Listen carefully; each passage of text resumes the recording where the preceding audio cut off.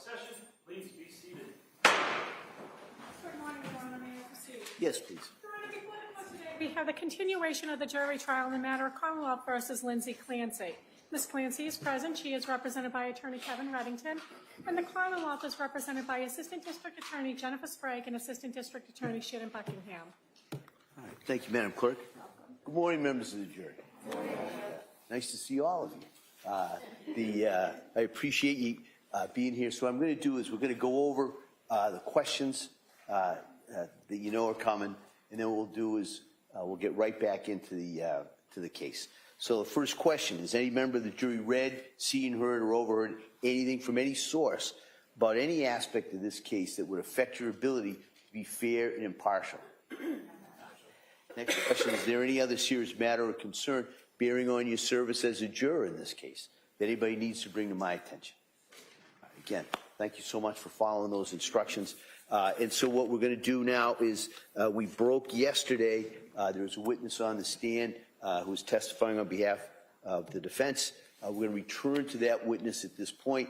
And so if the witness could retake the stand at this time. Yeah.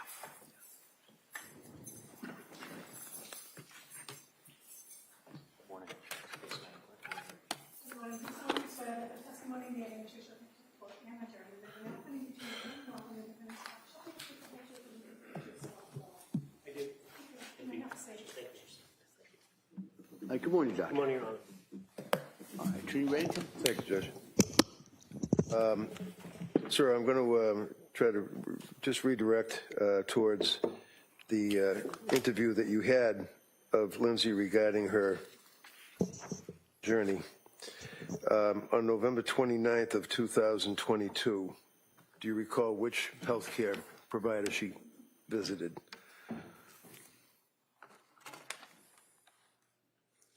I believe that Ms. Clancy saw Ms. Gelada for treatment. That would be nurse practitioner Gelada? Yes. Do you know what she complained on November 29th that her symptoms were? She was having issues with unstable mood, depression, and psychotic symptoms of disassociation. Did she also, on that date, November 29th of 22, complain that she had what is referred to as a flattened effect? Yes, and that was also paired with derealization. And what does that mean? That an individual experiencing derealization doesn't feel things are real when they look around. They don't think that what they're seeing is in the reality that they're in. Now, at this time, towards the end of November into early December of 22, she was living in Duxbury, is that correct? That's correct. And she's living with her husband and her three young children, correct? Yes. And was the husband working? Yes. Where was he working? Pardon me, Attorney Reddington? Where was he working? He was working for Microsoft, but in a home office that was in the basement of the house. And she's obviously taking care of Callan the infant and Dawson and, Cora. Yes. Right? And the kids were in school a couple of days a week in the preschool, the Little Sprouts or something like that, right? Yes. So did she improve at that point, sir, or did she end up going to South Shore Perinatal Clinic on December 2nd? She did not improve. She was getting worse. She did go to the South Shore Perinatal Clinic. And would that be on December 2nd?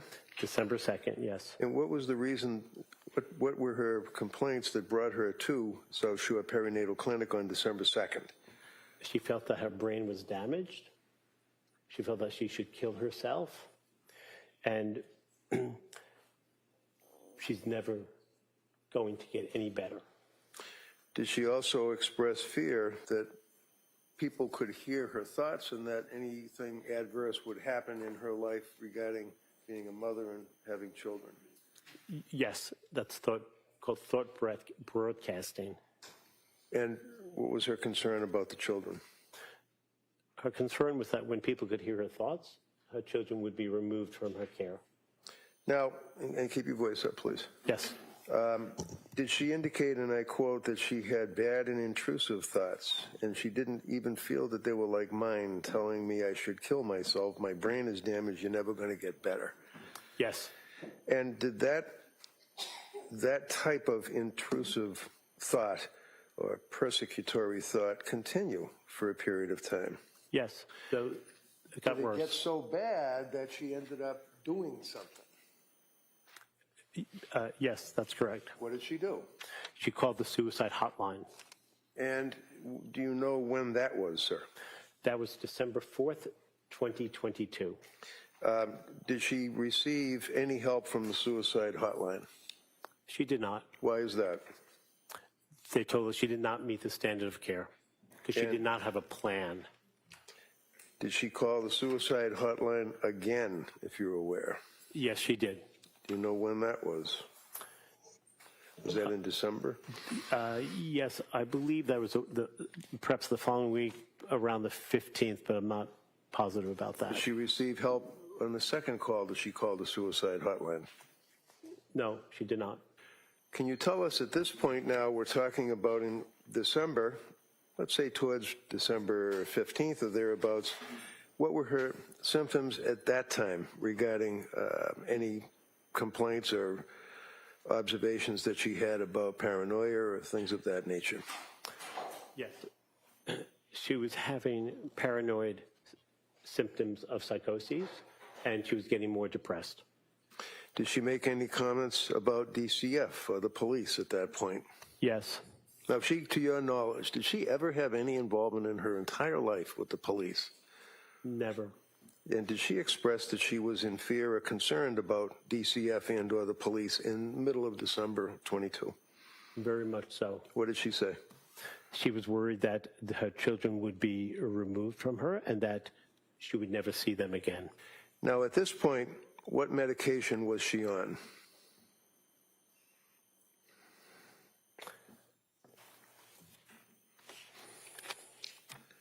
First paragraph, page 9. She started to take, at that point, Seroquel, Remeron, and Klonopin. Did she make any complaints at that point about the effect, if any, of Yeah. medications? Yes. What did she say? She said she felt like a zombie. Did she present with any particular medical observation that you refer to? I'm not sure I understand your question. Well, Attorney. paragraph 1 on page 9, you indicate she presented with anhedonia. Yeah. What does that mean? Anhedonia is a word that means without pleasure. When someone has anhedonia, they cannot enjoy life, they don't laugh, they have no pleasure. Continuing on into December, what was her status of her condition of depression and symptoms of paranoia and intrusive thoughts, et cetera, that we've talked about? It continued unabated. On December 15th of 22, right before the holidays, did she go somewhere? Yes, she did. Where'd she go? She went to the clinic in Rhode Island, Parents and Women's Clinic, partial day hospitalization program. And she didn't get any help there either, right? That's correct. Did she go at some point around that same time frame to Mass General Hospital? Yes, she did. Now, you knew that she worked at Mass General Hospital for 9 years, right? That's correct, in labor Wasn't and there- delivery. She wasn't there visiting friends, right? That's correct. Why was she there? She was there in the emergency room to seek help. Did she get help on that day? She did not. So after going to the MGH ER, at some point in December 30th, what did she do? She went back to the emergency room at Mass General. Now, for example, on December 15th, did Pat Clancy, her husband, get involved with her medical treatment? Yes. And do the medical records indicate that he did something with her? Yes, he brought her to the partial hospitalization program in Rhode Island. Did he also bring her to the Mass General Hospital ER? Yes, he did. Did he also bring her to see the doctor or the nurse practitioner, Gelater, and complain about the medication? Yes. So December 30th, or 31st of 2022, she was admitted voluntarily to McLean, right? That's correct, yes. How long was she there for? She was there till the 5th. She was discharged January 5th, 2023. Was that a voluntary discharge? They cleared her as well to be discharged? Yes, That was not what is referred to as AMA, or against medical advice, right? yes. Yes, what? Yes, that's not AMA. It's not against medical advice. She was following hospital guidelines. She was discharged accordingly. And she wanted to go to her daughter's some function? She wanted to go to her daughter Cora's birthday party, which was held on the 7th of January. Now, at this point, what was her status? Was she weaned off of medication, or on her way to being weaned off of medication when she got out of McLean? I believe so, yes. She was being tapered down on her medication. And what was the medication that she was tapered down on? I believe it was Seroquel and Klonopin. Did her intrusive thoughts and the paranoia, did that abate? Did that stop? It did not. Now, when she was home in the month of January after Cora's birthday, which I think was on January 7th, did she continue to have these intensive intrusive thoughts? Yes. Can you tell us, when we say intrusive thoughts, is she referring to intrusive thoughts like you might think of something coming up next week that's bothersome, or is this a indication, in your opinion, to a reasonable degree, of medical certainty as to what she was experiencing at that point in January of 2023? She wasn't just having everyday thoughts that we all have, reminding ourselves to do something, which we make note of, and then we move on. Intrusive thoughts are unrelenting. They don't stop. They're what we call ego dystonic. You don't want them. They keep interfering with your ability to get through the day. Did she have, at this point, intrusive thoughts continuing regarding voices in her head that she heard constantly? Yes. What were these voices saying to her? They were getting worse, and they were telling her to kill herself. And as January continued, she was, to your knowledge, using her computer to look up drugs and interactions and side effects and things of that nature? Yes. If a person is in a psychosis, or as I think you said premorbidly, psychosis, are they able to do things like look up things on a computer? Yes. And you're aware that she actually at one point looked up, can you cure, I think, a sociopath or a psychopath or something like that? It was sociopath, yes. She Is looked that indicative of her feeling that she is a homicidal maniac and has to have some help, or is that in the same time frame that she was Googling all of the effects of medications on a human being? Is it an objection? Yes. Yeah, sustained. So during the period that she was Googling, well, let me ask you, what was she Googling? Googling words about sociopaths, sociopathy. Can you treat a sociopath? What are hallucinations? What else?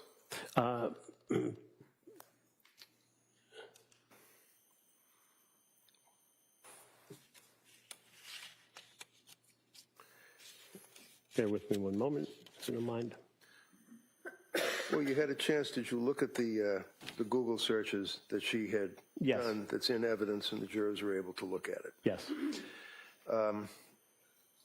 Did she continue to Google the effects of medication, psychosis, numbness, heaviness, unable to, things like that? Yes.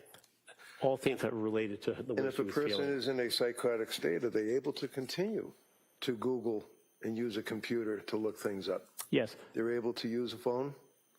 Yes. People who are in that state can do things they've done before. New tasks may be difficult, like changing a tire, but if you looked up things on the internet, you can look them up again. If you drove a car, you can drive a car. Now, the morning of January 24th, I believe she went somewhere. Is that right? Yes. Where'd she go? You should take her daughter to a pediatrician, a standing pediatrician appointment. And is it your understanding, to a reasonable degree of medical certainty, that a person who's in a psychotic state is able to drive a car for a short distance, go to an appointment, and interact and talk to people? Yes, they can do everyday tasks of living. So the fact that she's not talking about the unicorns in the corner, and she's not slurring her speech, and she's not unable to walk, to your opinion, to a reasonable degree of medical certainty, does that mean that she's not in a psychotic state? It does not. Would you tell us, after she took Cora to the doctors, and the jurors have had a chance to look at the exhibits, there's photographs between her and her husband, Pat, back and forth. In the afternoon, what did she do? She built a snowman in the backyard with two of her kids. Later in that day, Google directions to a restaurant, 3B restaurant, I believe. Yes.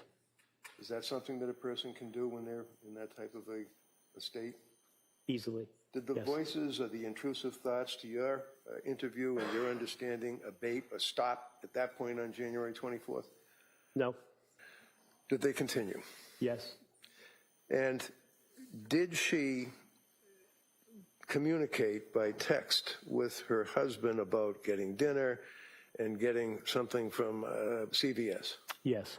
And what was it? Was it Pedialyte? Pedialyte or Flexlax, it's a stool softener for her child. And that's something that was prescribed by the doctor, right? Yes. Does that make sense, that if somebody is in a state where they're having these symptoms, that they're able to remember that the doctor wanted the child to have Pedialyte, and she tells her husband to get Pedialyte? Yes, it does not interfere with that type of everyday living. She indicated to you, sir, that that evening after the husband had, oh, by the way, was it your understanding from talking to her that the husband had taken trips, gone away for weekends, gone on ski trips, had brunches with his friends, and was out of the house on a regular basis? Yes. That night is when the children were killed. Is that correct? Yes. And we've heard repeatedly about the circumstances of the going out the window and the weather and the damages and the injuries and going to the hospital.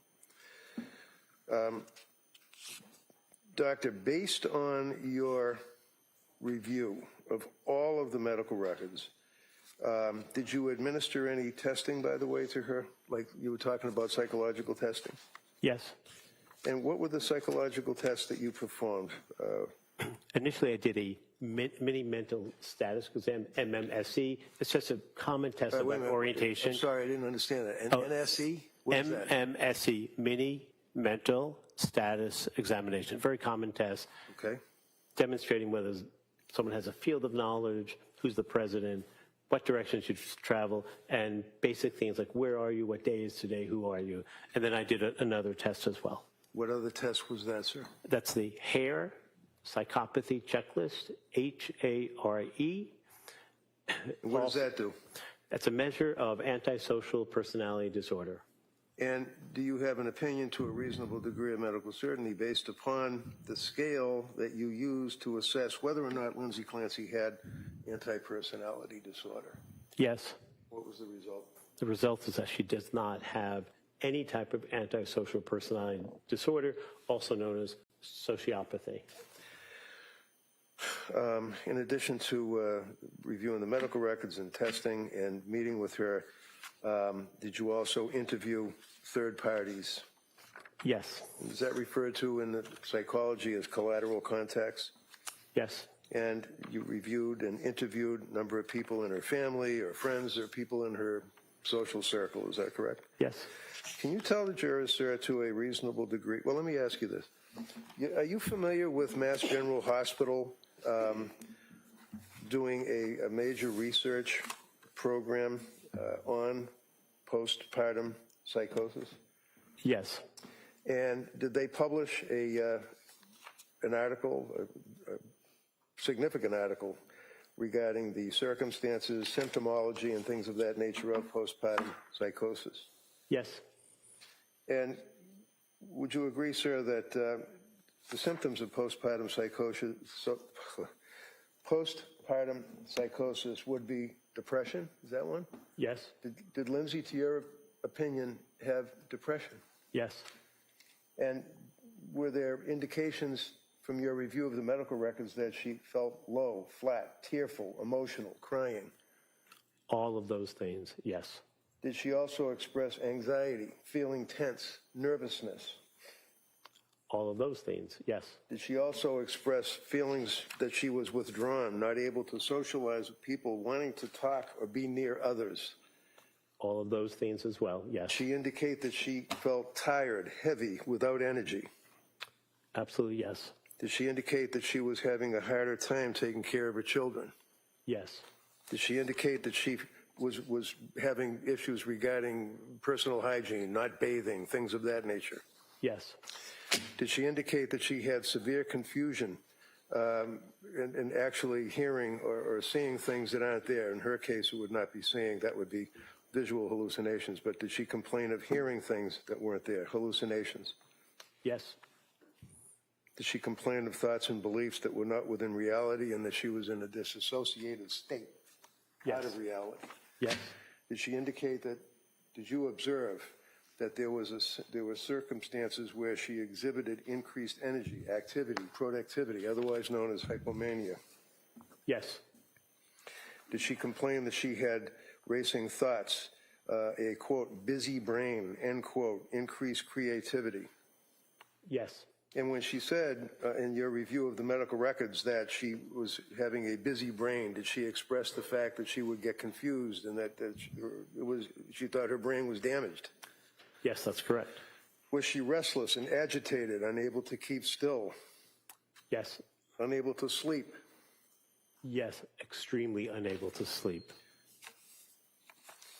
So can you tell this jury, sir, in your opinion, to a reasonable degree of medical certainty based upon all of what you have reviewed, all of what we have talked about, all of what you have considered, as to whether or not at the time of this incident resulting in the killing of these 3 little kids that she was suffering from a mental disease or defect, such as that she lost substantial capacity to appreciate the wrongfulness of her act, or, in the disjunctive, was unable to conform her conduct to the requirements of the law? Yes. Tell the jury what your opinion is, please. My opinion is that she did have indeed a mental disease or a defect. That's a legal construct, not a DSM-5 one, but she had bipolar disorder with postpartum psychoses. In addition, she was unable to conform her behaviors to the rule of law, and she had no appreciation for the wrongfulness of her act. Thank you, sir. You're welcome. All right, Kamal?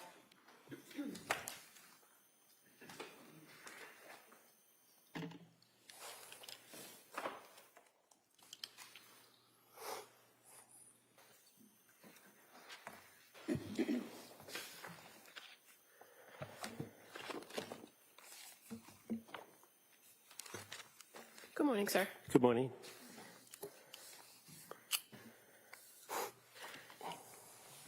So yesterday, when you first took the stand, Attorney Reddington asked you a little bit about your background. Recall that? Yes. And you, in this field of being a psychologist and a forensic psychologist, you circulate a curriculum vitae where all that is outlined, right? Yes.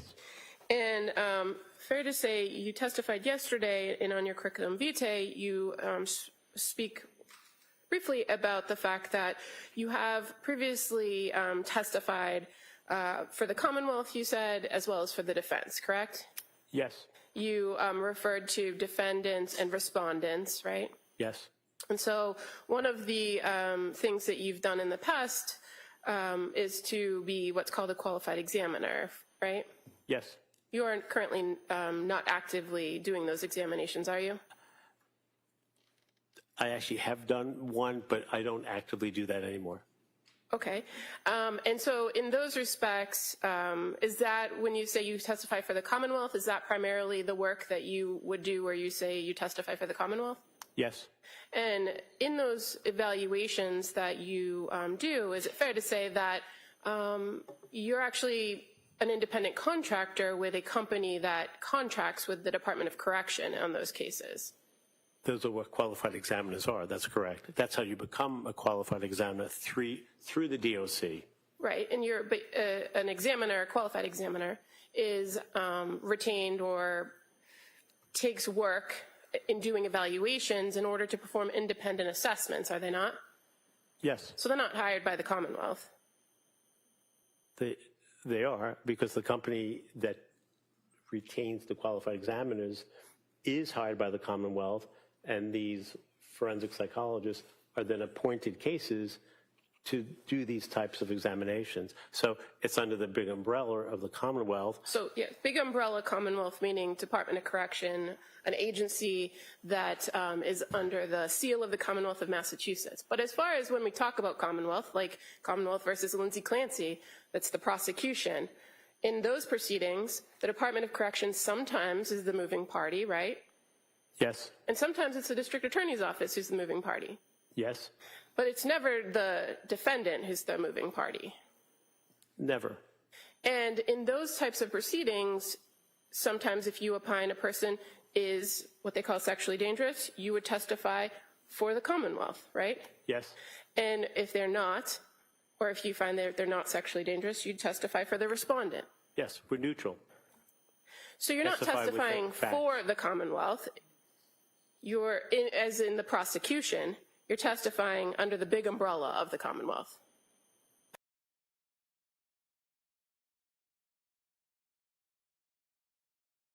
Patient is sexually dangerous.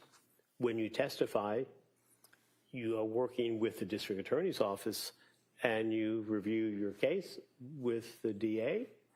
And the way I see it is that you're testifying for the Commonwealth as an independent examiner, but on that day, you're testifying for the Commonwealth or that DA's office. And you haven't done that work in closely a decade, fair to say. No, that's not true. Well, pre-pandemic, correct?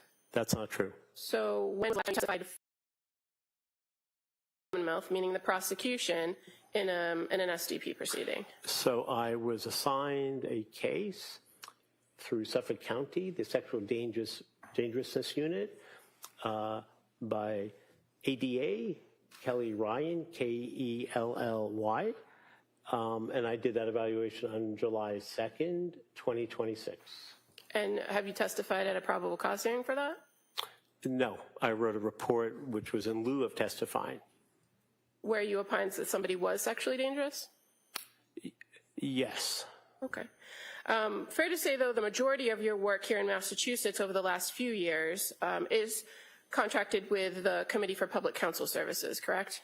Yes. And for the fiscal year of 2024, you were paid by CPCS in the open checkbook for approximately $340,000 worth of time and work. That's about right. We get paid a fixed rate. It's a government rate that's assigned to all examiners. And for the fiscal year of 2025, it was approximately $300,000 that you were paid through the Committee of Public Counsel Services. That sounds about right. You also indicated yesterday that you have known Attorney Reddington for a number of years, correct? Yes. Fair to say you've done quite a bit of work with him over the years? That's an expansive term, but It I just work with requires him. a yes or a no. Yes. And you've also testified that you have your doctorate in clinical psychology, right? Yes. And you testified yesterday, or you told us a lot about your military experience, but as you sit here today, you are not a prescriber of medications here in the Commonwealth, are you? I am not. You And don't I was not yesterday either when I was asked about that. Right. You told us all about your experience in the military and having that limited ability to prescribe years ago. But as far as you sit here today, and in your evaluations that you do today, you don't do forensic psychiatry evaluations, do you? That's correct, but I just want to clarify for a point of accuracy. I was not in the military. I worked for the Department of State. I believe I said your work with the military, but thank you. So here in Massachusetts, you conduct primarily you conduct evaluations in forensic psychology, correct? Yes, for the most part. And you are aware that there are particular standards for forensic psychologists working within the criminal justice system, right? Yes, but just to be a little more clear, forensic psychologists such as myself also work for police departments doing evaluations for fitness for duty. So although they're law enforcement, they're not engaged or accused of any criminal activity. Well, I'm referring to your role when you come into the court and you testify as you are today as a forensic psychologist. That's what I'm referring to. You're aware that there are particular standards in place by the ABA criminal justice, mental health standards is one of them, right? You're familiar with that? Yes. And you're familiar with the American Psychological Association specialty guidelines for forensic psychology? Yes. And fair to say that with those standards, they're not required, but people are encouraged to follow them, right? I think that's fair to say. And the criminal justice, the ABA criminal justice mental health standards actually identify the different types of roles that forensic evaluators have in the criminal justice system, including evaluating, consulting, and treating, right? Yes. And so fair to say standard 7-1.3 indicates that for evaluative experts, the obligation is to make a thorough and impartial assessment based on sound evaluative methods to reach an objective opinion. Would you agree with that? Yes. And so, again, in the American Psychological Association specialty guidelines, section 1.02 indicates that forensic practitioners strive to be unbiased and impartial and avoid partisan presentations of unrepresentative, incomplete, or inaccurate evidence. Would you agree with that? Yes. Is that a standard you strive to follow? Yes. Okay. In this case, you indicated that you've been with the case since February 4th of the year 2023, correct? Yes, 41 months. And you've authored a report, you said, in June, I believe, of 2026, correct? Yes. But you've also offered other reports or updates of the defendant's condition over the years. Is that fair to say? Yes. And you provided a report, an update, I should say, in July of 2025. Yes. Do you recall that? And in that report, you identify that as of July 23rd, 2025, that the defendant was residing at Tewksbury Hospital. Do you recall that? Putting Yes. that in? Yes. And that there was a planned transfer to Worcester Recovery Hospital, or Worcester Recovery Center and Hospital. Do you recall writing that? I don't know if it was a plan. It was a hope and a goal, but it was not an official plan. Well, I can provide you with your report if you'd like to review, but it reads, currently, Ms. Clancy resides at Tewksbury Hospital with a planned transfer to Worcester Recovery Center and Hospital. That sounds sound right. right? Yes. Okay. And that she is presently medication stabilized and is in the process of discontinuing most, if not all, psychotropic medications, demonstrating an emerging capacity to stabilize without them. Do you recall writing that? Yes. So in July of 2025, it was your opinion that she was stable and she would be, hopefully, as you say, transferred to a different facility, correct? Yes. And you're aware that currently she's still at Tewksbury Hospital? Yes. And currently she's still taking psychotropic medications? That's true. Yes.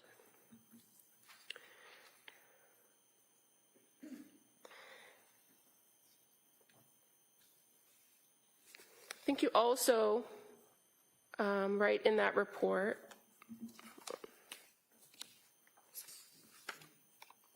I'll strike that. Going back to your most recent evaluation in June of 2026, you would agree with me that in an evaluation for criminal responsibility, being a forensic psychologist, it's really important to be as accurate as possible in your reports, correct? Yes. You want to make sure you get the facts right, right? Yes. Because your evaluation is not just based on what you learn from the individual you're evaluating, but also an independent review, an unbiased review of the records of the facts. Is that fair to say? Yes. Okay.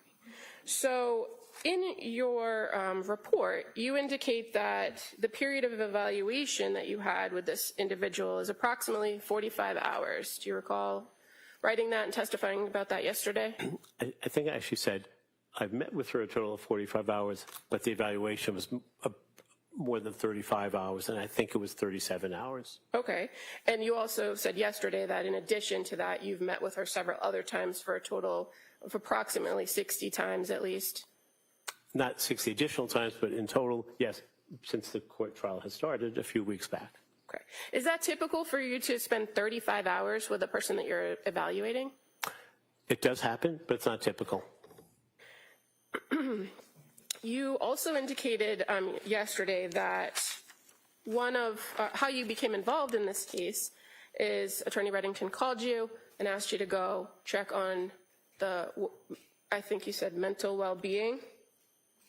Is that what your Mental testimony health or mental well-being at the time of her admittance to Brigham and Women's Hospital, which was roughly late January 2023.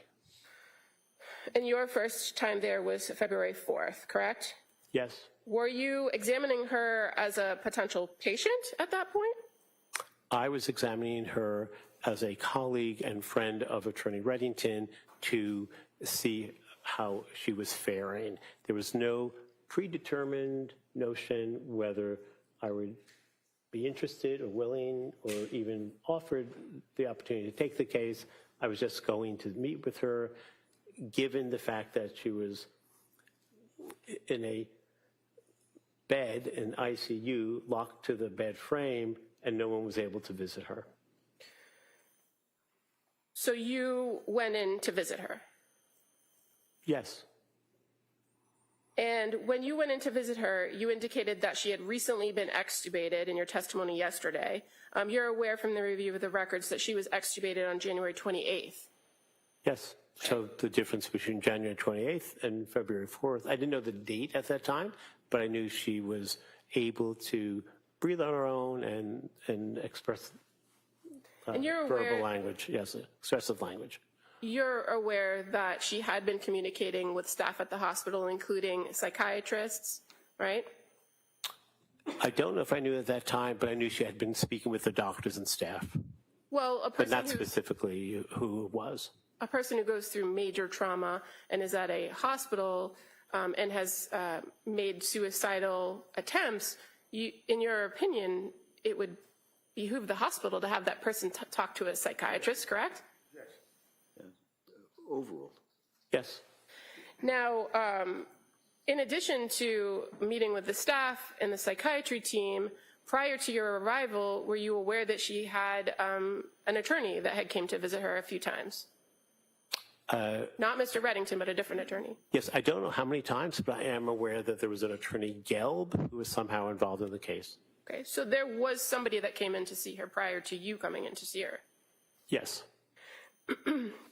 Now, you testified yesterday that you performed a mental status exam that day on February 4th. Do you recall that? I do. Where in your report or the previous report from July or your June report do you outline the results of your mental status exam? There is none, because if someone's not capable of just explaining who they are, where they are, and if they're clear of mentation and thinking, then I'll meet with them. But if they're not, I won't. So it's a sine qua non. You do that just to make sure you can keep meeting with them and that they are able to understand what you're talking about. Standard practice. But you indicated yesterday that she did know who she was, right? Yes. She didn't know where she was. Yes. But I believe your testimony was that she did remember what happened, but she was foggy as to what happened. Yes, that's correct. And she actually, according to your testimony yesterday, asked you for your phone or to access your phone to make a phone call. Is that correct? Yes. So she was able to communicate with you. Yes. She asked you for something and you clearly understood what she was asking for. Yes. And you indicated that she asked to call her husband, right? Yes. Had you spoken with her husband before that time? I did not speak with him at that time. I didn't know him, and I had not spoken to him prior to that time. So how'd you get the phone number to call him? I did not have the phone number to call. So she provided you with a phone number to dial so that she could call him on speakerphone, right? Yes. And she remembered the number? Yes. And so you indicated on that day, on February 4th, that she left a voicemail, right? Yes. So in that voicemail message, were you able to identify that it was Patrick Clancy's phone?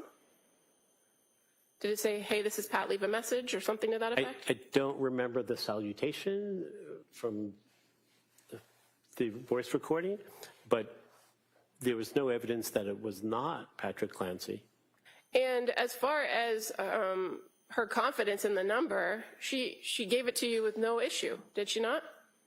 That's correct. She didn't have her own cell phone to refer to, did she? That's correct. Or a pad of paper where all the numbers were written down? She didn't?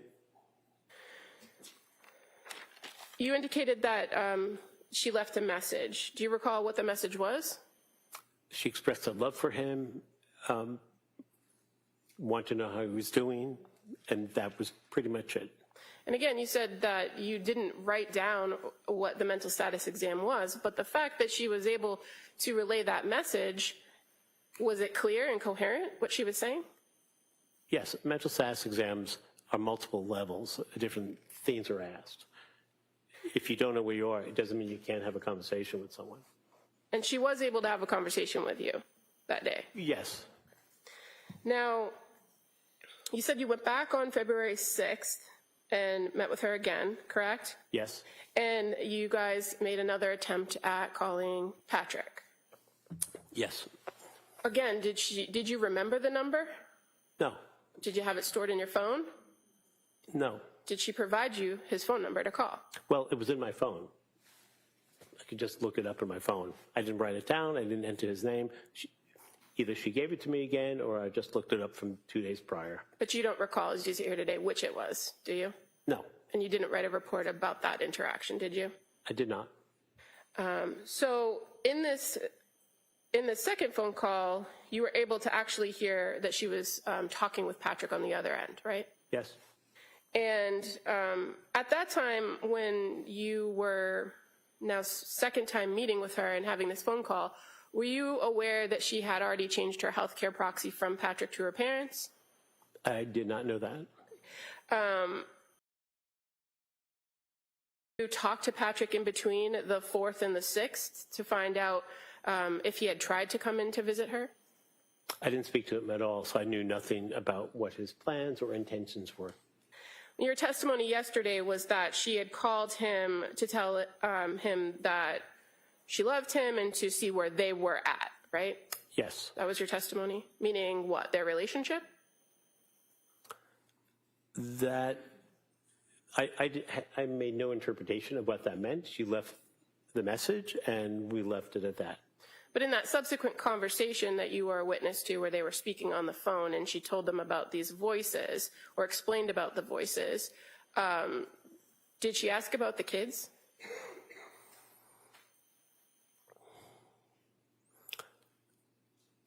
She did not, as I recall.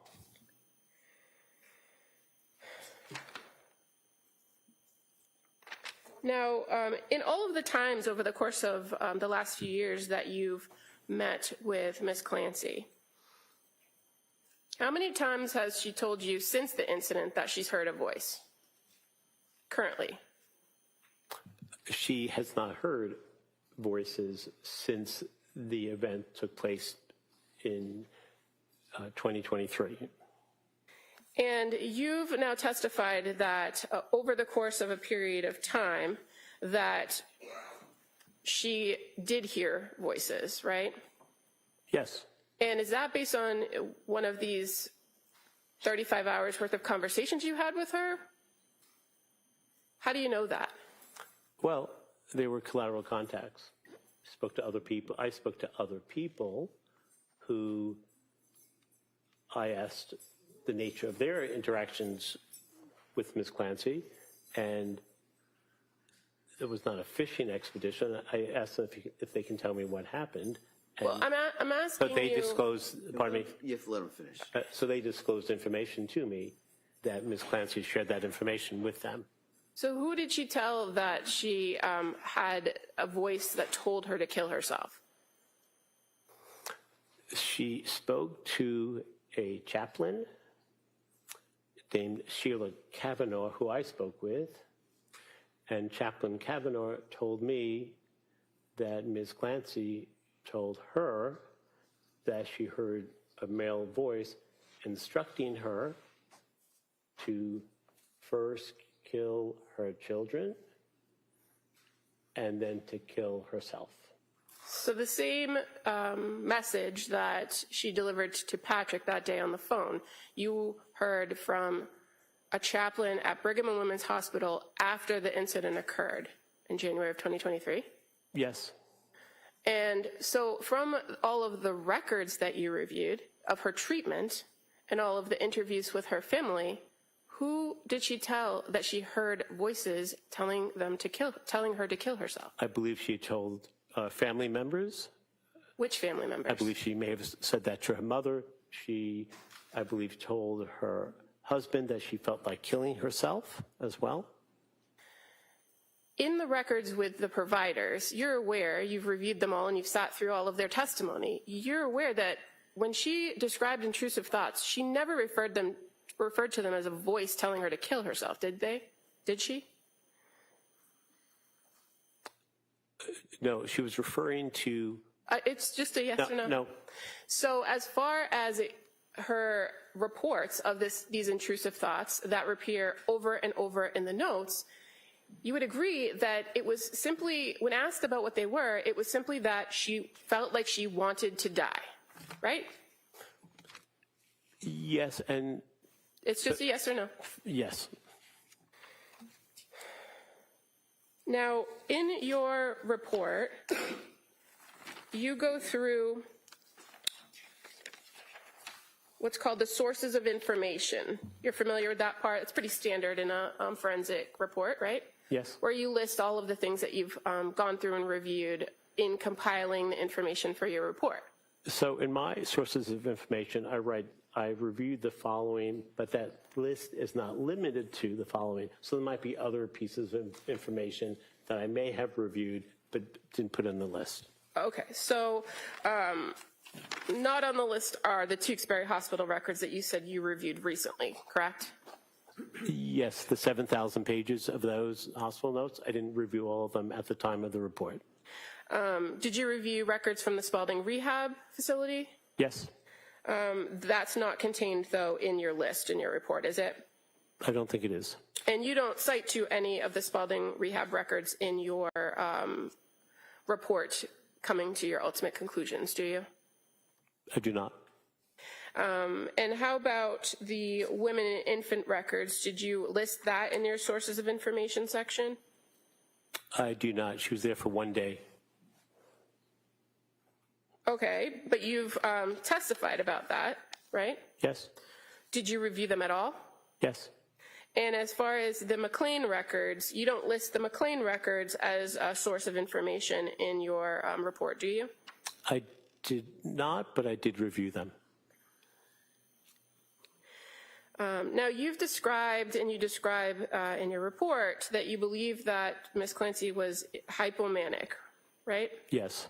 And I believe you testified to some extent, and you've written in your report that you identify her as euphoric, excessively energetic for 3 months postpartum. Do you remember writing that in your report? Yes. That you note that she exercised early, right? Yes. But you're aware that she exercised pretty frequently before birth Yes. and while pregnant with Callan.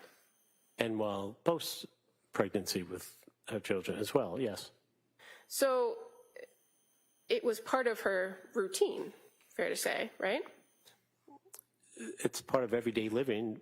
Things sometimes change when you have a baby, and a few weeks later, if you're still doing the same exercise, it's sometimes a reflection of something other than committed to fitness. And you identify what you refer to as a marketing scam, being that Beachbody business, right? Yes. But you're aware that that's a series of workouts in a line of nutritional shakes and exercise plans that millions of people engage in across the country. Yes. So it's not a scam. It's just a way of That's a lifestyle choice. If you do something for marketing and you lose all your money and there's no effort to get that back, it's a scam. Yeah, you've asked them, you can kind of figure out Sorry. what his definition is, so.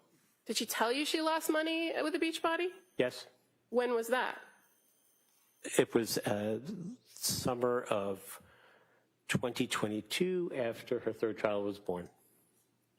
No, when did she tell you that When she did lost money? I don't recall that. And is it in your report? It may be, but I'm not sure. Well, I have it with me, or do you have it up there? Can you look and point to me where she told you, at what point she told you she lost money in this endeavor?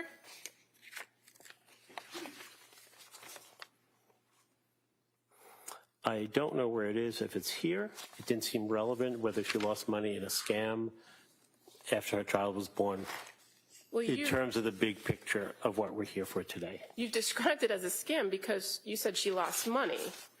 So wouldn't it be important to know if she actually lost money? I don't really think so. Okay. You also identify the 5-mile race that she completed. Was it a 5-mile race or a 5K race? Well, I wasn't sure which it was. I was told initially it was a 5-mile race. After my report was submitted, it may have been, with reflection, a 5K race. And you've sat in the courtroom each and every day of this trial, so you've heard all the testimony about the evidence, right? Actually, I've not been here every day, but I've been here most days, yes. You're also aware that prior to the kids being born, that she considered herself a runner, Yes. right? She had a treadmill at her house. She went to the gym and used the treadmill. She ran other races. Yes. Now, in your report, you indicate that part of the timeline of her medication and her decline is the September time period where she was prescribed the Zoloft, right? Yes. And you indicate that she had reported, and it's reflected in the records, that she increased the Zoloft, and that's when she couldn't sleep for 48 hours straight, right? Yes.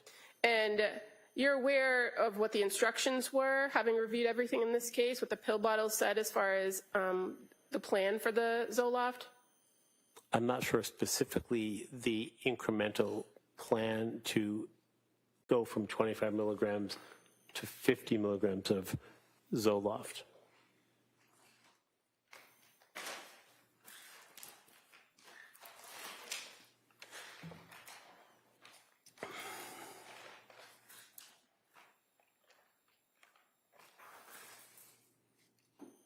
Well, I have the bottle, exhibit number 2, sertraline, not Zoloft, right?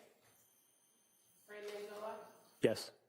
Says take 1 oral tablet once a day for 1 week, then increase to 2 tablets daily thereafter. Right. Right on the label. Right. That's 25 milligrams to 50 milligrams. And again, having been at the majority of this trial, you aware that there were 30 in that prescription and 23 left in the bottle when they were inventoried. Yes. And those are pills that were in Patrick Clancy's possession at the time of these events in January, you're aware, right? Yes, I believe they were in the middle console on the lower part of his truck, the lower part of the middle console in his truck. So if there's only 7 pills missing from a prescription, that requires the person to take a particular dosage for 1 week or 7 days, how did she double the dose? Well, sometimes when you are given medication, you may have medication of the same exact dosage and the same exact medication another time, and you therefore may have pills that you didn't take the previous month or the month before that, and sometimes people just finish what they've had before and before they go on to the most current dose. So I am aware of what you're referring to, but I don't know if there are other bottles there that she may have had medication still in those pill bottles. Well, I'm looking at exhibit number 1, a record from CVS Pharmacy, which all of these bottles are from. And the only time a prescription for sertraline is filled is on September 15th, 2022 for 30 pills. You aware of that? Yes? So there's no prior prescription for sertraline, is there? I don't think so.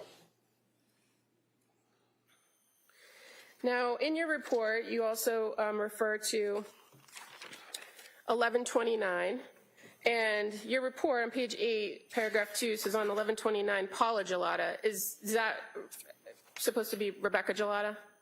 Yes. Okay. So it also says that she prescribed Seroquel to treat Ms. Clancy's anxiety, depressed and unstable mood, and psychotic symptoms of disassociation and derealization. Where is that in Rebecca Gelada's record that that's why she prescribed Seroquel? I'm not sure. And in fact, you were present when Ms. Gelada testified and said that she prescribed it at 25 milligrams for insomnia, not for anxiety, depression, unstable mood, or psychotic symptoms. Did she not? It's used off-label. It's sometimes medications are made for many things. Sometimes they're used off-label, not for what they're prescribed for. So that's a medication that is used for sleeping, although it's an antipsychotic. But you're aware from reviewing the records and hearing testimony that that initial prescription was for a 25 milligram dose, correct? Yes. I know you're not a prescriber, but you're aware that a dose for treatment of bipolar is significantly higher than 25 milligrams. Yes.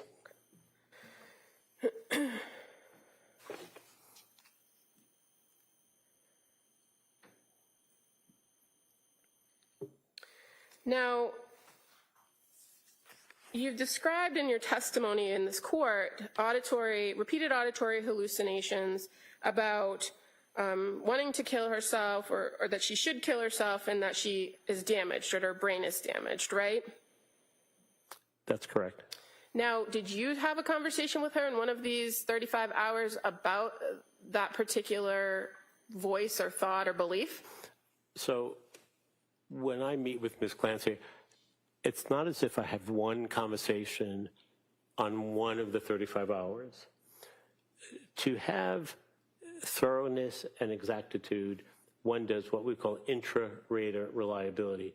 In other words, over the period of time, to confirm what someone says to you to help endorse the veracity or accuracy of that, you'll ask that question in a multitude of different ways. So I don't just ask once, did you hear a voice on that day? I asked in different ways over time, and her answers pretty much remain the same. So when you quote in your report, when questioned about the nature and content of these horrible thoughts, Ms. Clancy stated, quote, like a really bad and intrusive thought that I didn't feel like it was mine, telling me I should kill myself, your brain is damaged, you're never going to get better, end quote. Where does the quote come from? Where does the quote come from? Right. She had said that to me. To you, at some point. Yes. Okay. And this is well after the incident occurred, correct? Yes. And you reviewed all the records to know that she did not endorse that she was hearing a voice to any of her providers between September and January 23rd of 2023. So when someone... Yes or no, sir? That's a difficult question to say yes or no from, because sometimes if someone says something that's inaccurate, it's not an affirmatory or a negative response. That's misleading. My question to you, though, was where in the records from September to January 23rd or 2022 did she tell any of the providers she saw that she heard a voice telling her to kill herself? It's not in the records. Okay. And you're aware that she has spoken to several forensic psychiatrists and psychologists over the course of this case, right? Not just yourself. Yes, she spoke to 3 retained experts in April 10th and April 12th of 2026. And then on June 12th of 2026, 1,172 days after I initially met with her, then 1,220 days after I met with her. That's the third examiner. Well, you're aware that you're referring to Dr. Halbrin, Dr. Mack, and Dr. Satoff, correct? Correct. But you're aware that she also spoke with Dr. Resnick and Dr. Spinelli well before that. On May 5th of 2023, approximately 90 days more or less later. Yes. And you're also aware, sir, that she never told Dr. Resnick in a recorded interview, nor Dr. Halbrin, Dr. Mack, or Dr. Satoff that she heard. Sustained. Your testimony is that she told you that she heard this voice. Fair to say she identified to you that it was her own voice that she heard, correct? That's not correct. So she told you that she heard a male's voice? That's correct. When? On the night of the incident, January 24th, 2023. No, I'm referring to the fact that you've now testified that she heard this, as you call it, a persistent what's the word you use? Persecutorial voice over the course of time? Was that your testimony? So you're referring to the ongoing negative voices or intrusive thoughts that she was hearing, Right. where she felt, in fact, other people could hear those voices, thought broadcasting. So there are multiple layers here of hearing intrusive thoughts, So, but I'm asking. hearing voices so loud that she believed other people could hear her. Those are 2 separate phenomena, if you will. In those voices that you're saying she told you she heard about wanting to die or to kill herself or her brain was damaged prior to January 24th of 2023, did she say it was her own voice she could hear? It was her own thoughts? She did not identify whose voice it was. Fair to say the only time she specifically said she heard a male voice was when she recounts the events on January 24th of 2023. Yes, that's accurate. And you'd agree that there's a difference between the idea that somebody believes their thoughts would be or could be heard by others and the belief that they are being heard by others, right? Yes, it's a matter of semantics, and it's a level of degreeism. Believing and knowing, 2 totally separate things. And believing, having a fixed belief like that, would be a delusion, right? That's correct. A delusion is a fixed false belief that is unshakable and not something you get rid of either through your own efforts to tell the voice to go away or other people saying, just, for example, try to stop thinking about it. And the idea that she believed that something was wrong with her brain, or that if people could know what was happening, that the police might get involved, that is something that could happen if somebody articulates those things, right? Absolutely. It's common sense.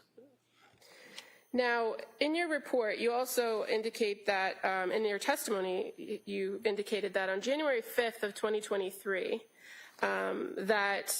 that's when Ms. Clancy was discharged from McLean Hospital, and I think your testimony was that she went in there on Seroquel and I think you indicated Klonopin, correct? Yes. And your report says Seroquel and Klonopin. You recall that? Yes. You're aware that, based on the medication journal that is in evidence, that she hadn't taken Klonopin since November 27th of 2022. She had a prescription for that, and I think she may have taken some, but may not have been on a regular basis. But you've seen the pages of her journal to know that she's pretty diligent about saying exactly what she took on each particular date. Yes, Leading up to her stay at McLean and even after. yes.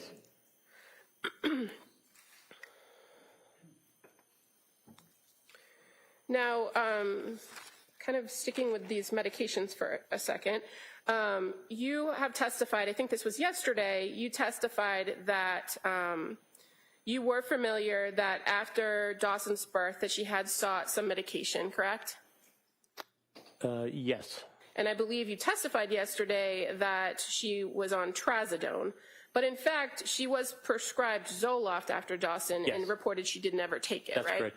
So after my testimony, I reviewed that, and I confabulated the trazodone with another medication, the Zoloft. And again, you've talked a lot about that the medications that she was taking, the different medications, didn't provide her with any sort of relief. So it's important to know the different medications she was taking and what the reactions were, right? I don't know if I talked a lot about it. I was asked questions. I answered them honestly. They didn't provide relief. I would agree with that. And that was the whole point of her seeking help. In her history, whether it be medication history, a social history, a family history, those are all important things overall for you to look at and examine when coming to ultimate conclusions, right? For everyone, yes, of course. So it's important to be accurate when you're recalling or reporting that information. As much as possible as one can be. Yes, that's true. And as far as the medication goes, I think you testified yesterday that she also took medication in nursing school, correct? Yes, she did. And having met with her as many times as you did and reviewing all these records, you're aware that those were in fact Prozac, Wellbutrin, and Propanol that she took in nursing school. That's correct. That was for her what's called glossophobia, GOLLOSPHOBIA. It's fear of public speaking. Most common fear for Americans. 85% of Americans have public speaking phobia. Pretty commonplace. But yes, those are the medications she took while she was in nursing school to go through the program. But that's not what you testified to yesterday. I think I mentioned only one or two medications. She had taken 3. Okay.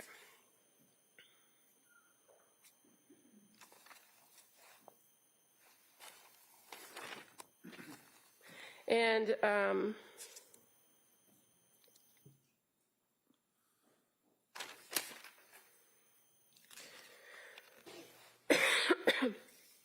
you also mentioned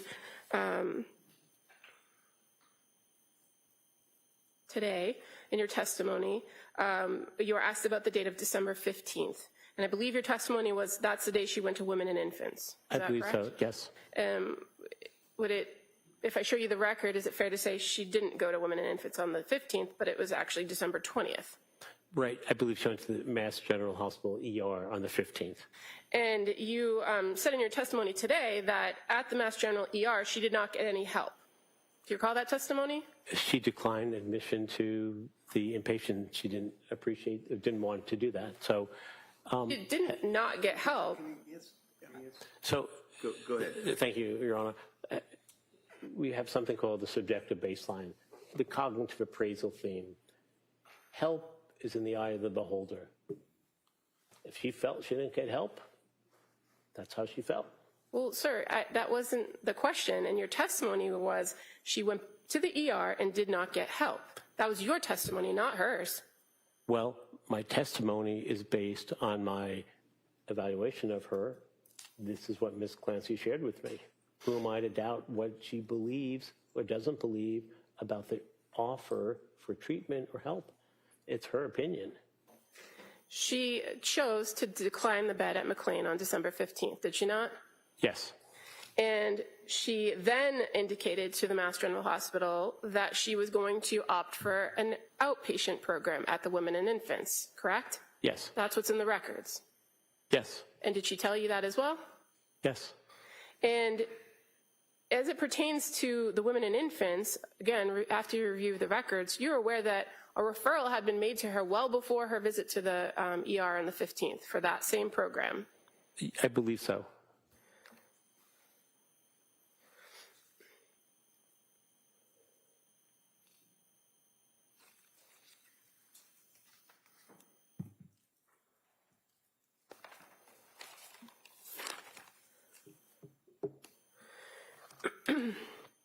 Now, you've indicated in your testimony that it's your opinion that her diagnosis is bipolar disorder with psychotic symptoms, correct? Yes. And fair to say, you've reviewed, prior to your report, you had reviewed Dr. Resnick's report.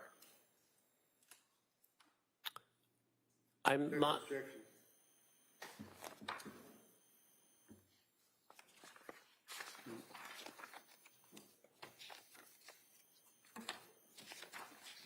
Can I see counsel side by?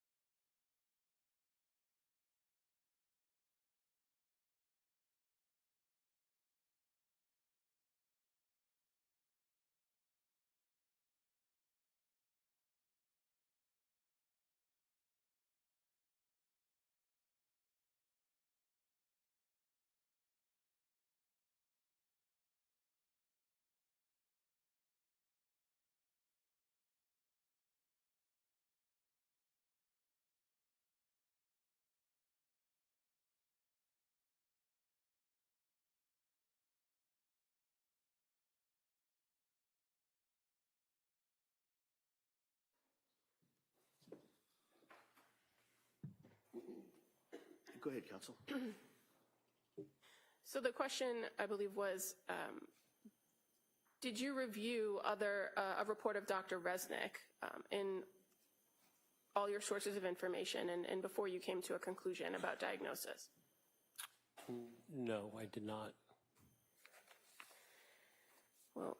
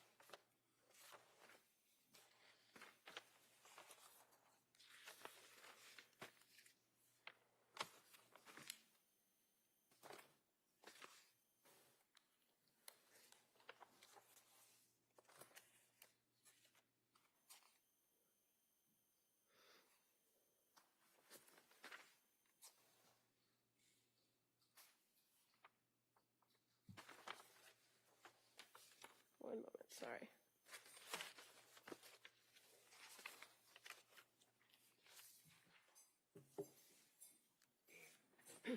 On page 4 of your report, where you... One second.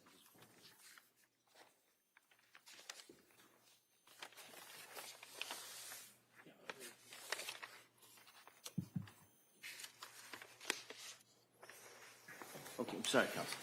On page 4 of your report, where you list the sources of information, you do identify as number 24, forensic psychiatric evaluation of Philip J. Resnick from 9/27/24, do you not? I do. And so that's something you reviewed. I didn't draw my opinion. That wasn't the question, sir. Well, All right, hold on. Ask the question again. Go ahead. Did you review his report? That's not the question.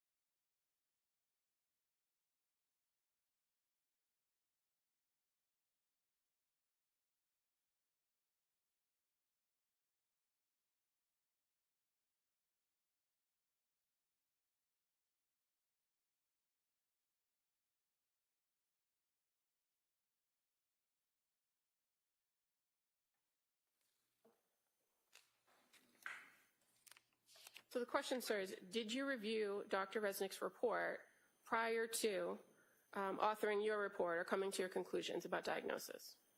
I reviewed part of that report.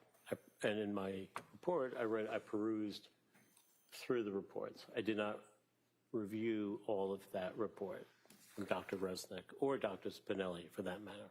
Okay. Now, in talking about your review of records, you indicated that there are several thousand pages of Tewksbury Hospital records, correct? 7,001 page. And did you review all of those?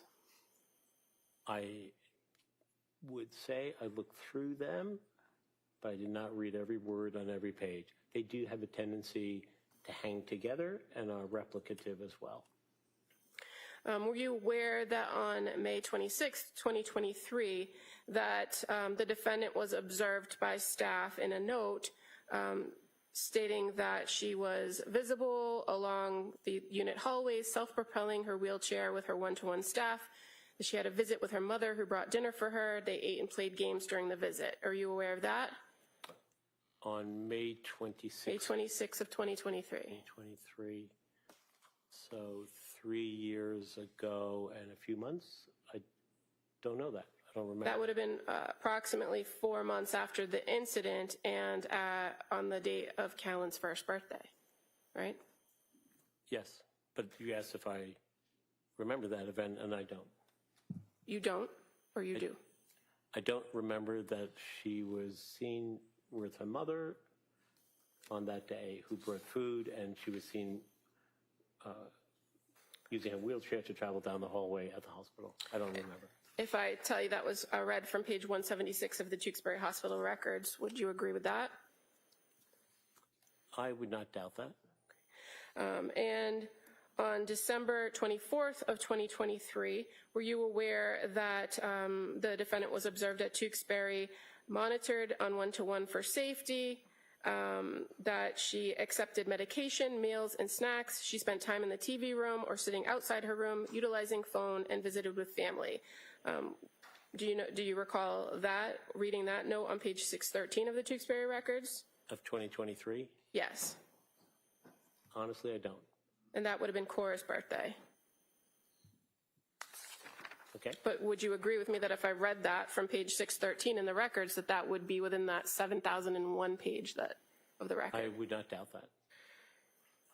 How about on January 24th, 2024, where she's observed in a note from Tewksbury State Hospital on page 674, saying, where the note reads, patient was visible in the milieu, engageable with both staff and select peers.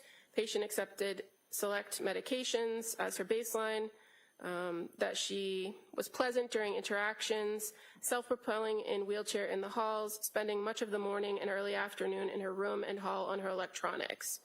Do you recall reading that record?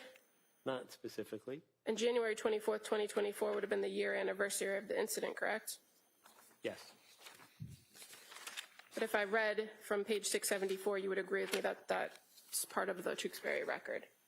Yes, I believe it's part of the record. And on May 26th of 2024, from page 922 of the Tewksbury record, patient monitored 1-to-1 for safety. She's been monitored for high suicide risks, accepted medication, says BFK and snacks. She spent some time in the TV room or sitting outside her room utilizing phone. Would you agree that that's a fair reading of page 922?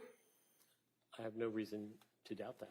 Okay, and that she's also observed on that same day, visible on the unit while utilizing her phone outside her room, was able to make her needs known appropriately. Patient was observed playing dominoes with peers in the TV room. That was later in the day on May 26, 2024, which would have been Callan's second birthday. I would believe that that record's probably accurate. I don't remember looking at that record specifically.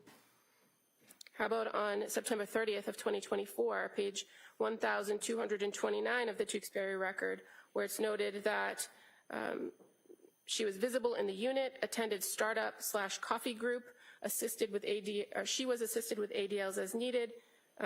She was in safe behavioral control for the duration of the shift.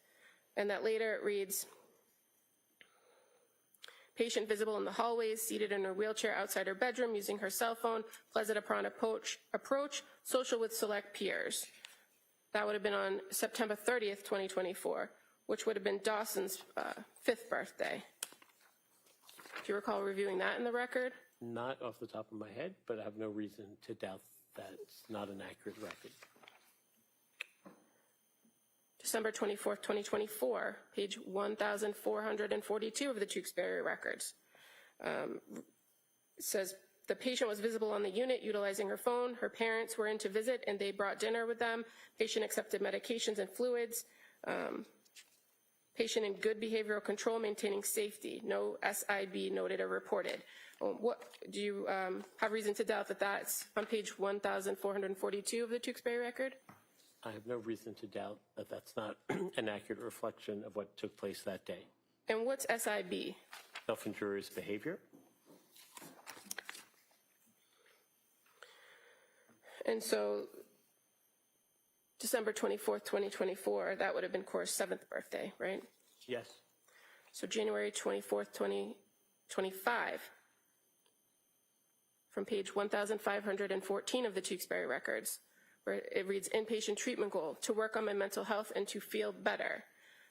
It says, she participated in morning ADL routine with staff assistance. Patient was visible on the milieu at times in the hallway utilizing her phone. No SIB has been reported this shift. Does that, do you have any reason to doubt that that's contained on page 1514? I have no reason to doubt that.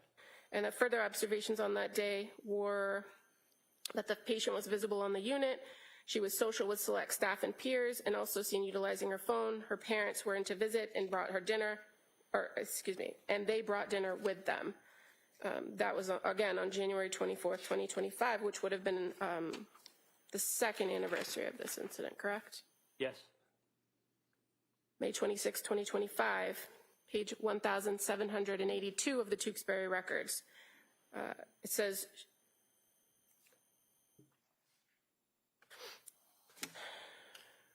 she did not engage in any SIB. She was visited by her parents this shift. She attended startup group and watched TV. That would have been on May 26, 2025, which would have been Callan's 3rd birthday. Do you have any reason to doubt that in the record? I have no reason to doubt that. And on September 30th, 2025 of the Tewksbury record on page 2056, reads, patient was visible in the hallway using her phone. No SIB or behavioral issues observed or reported. Do you have any doubt? Do you have reason to doubt that that is an accurate read of page 2056? I have no reason to doubt that that's not accurate. And that would have been September 30th, which would have been Dawson's 6th birthday, right? Yes.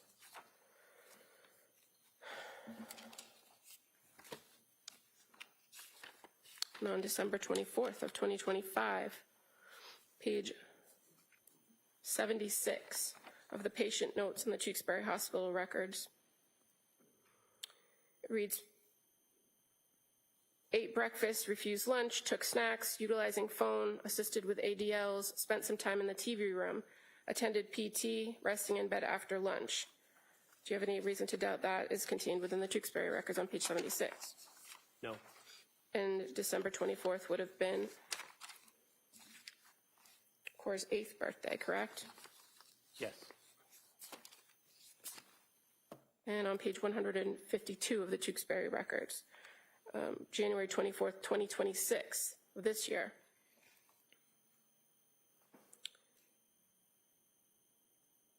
Patient observed for safety,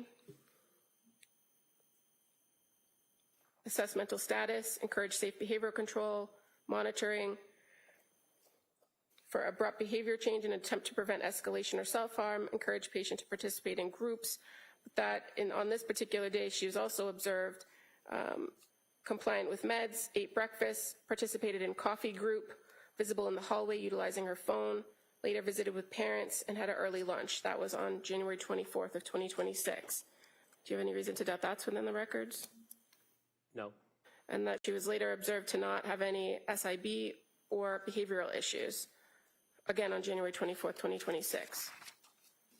Do you have any reason to doubt that's contained within the Tewksbury records? No. No.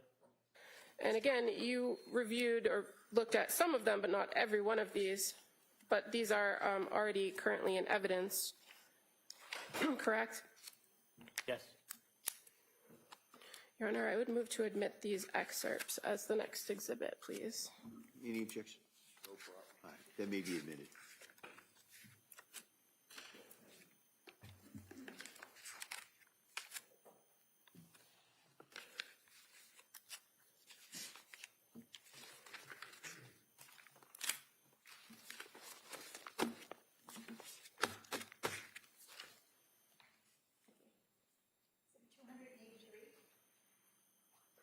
Thank you.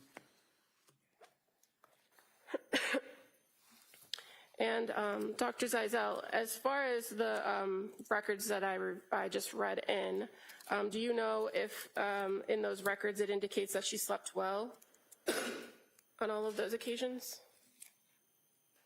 I wouldn't know. I don't know how. Well, you would agree that noting her sleeping habits based on this particular individual's history would be an important thing for the hospital to monitor, correct? I would agree with that.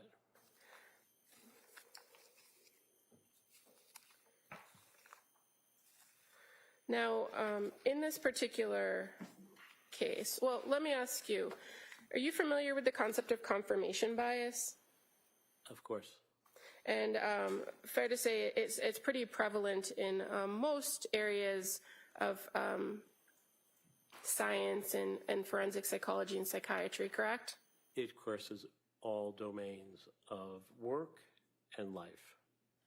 And as far as confirmation bias for psychiatry or providers, fair to say that clinicians are warned that they may lean towards or support their own theories and overlook contradictory evidence. And that you have to be aware of that, correct?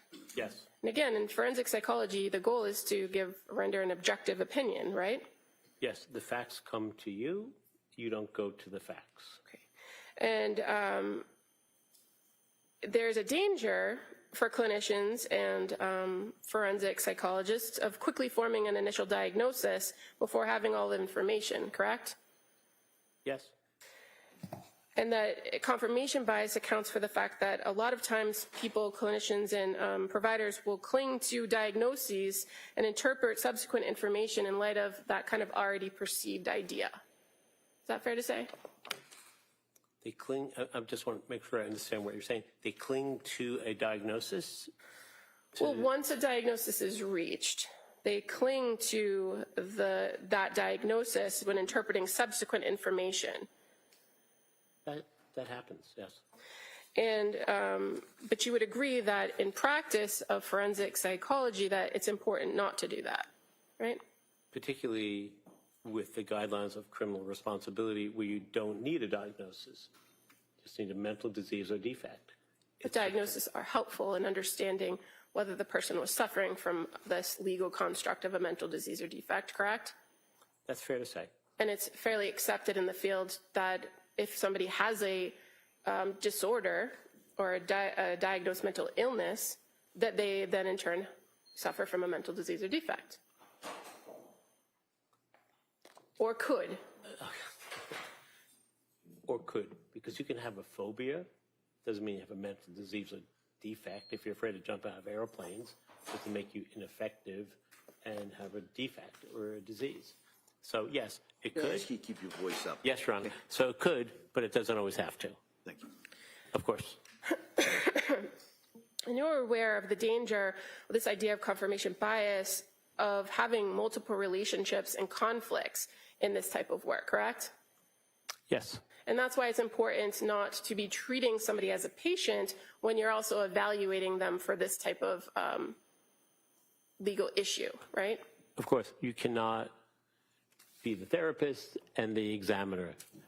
The therapist is an advocate. The examiner looks for the truth. And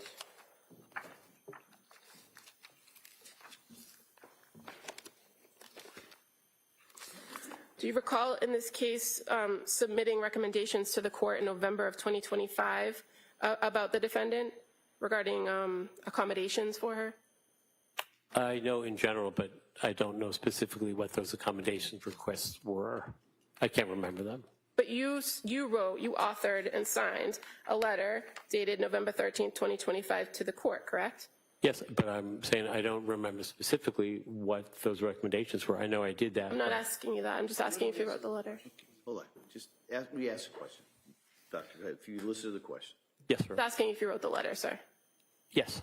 And in that letter, you refer to providing essential clinical findings regarding the transportation of my patient, Lindsay Clancy. Do you recall writing that? Yes. And so at various points throughout over the years of this case, you have referred to it as your patient, have you not? I wouldn't be,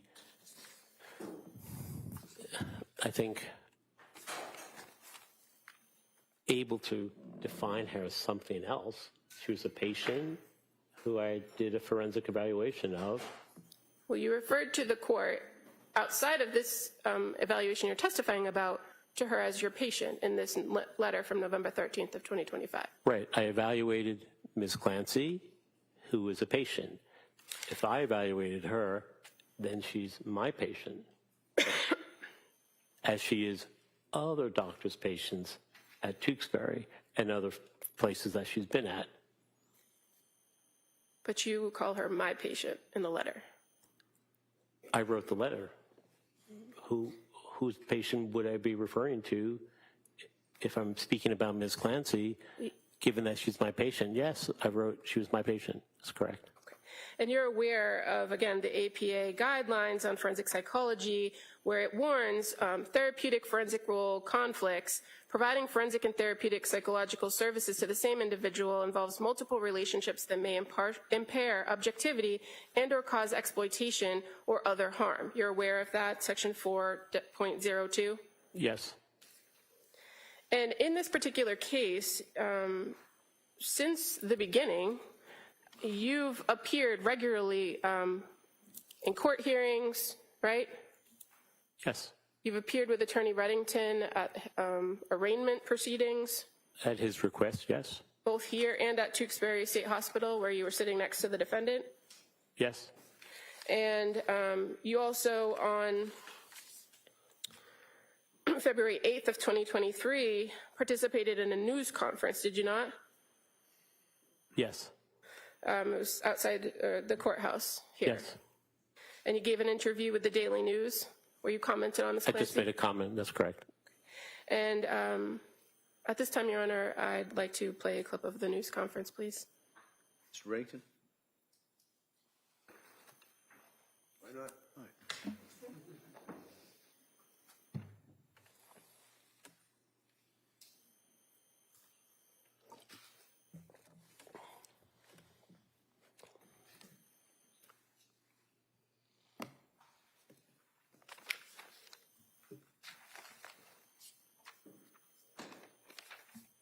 Thanks.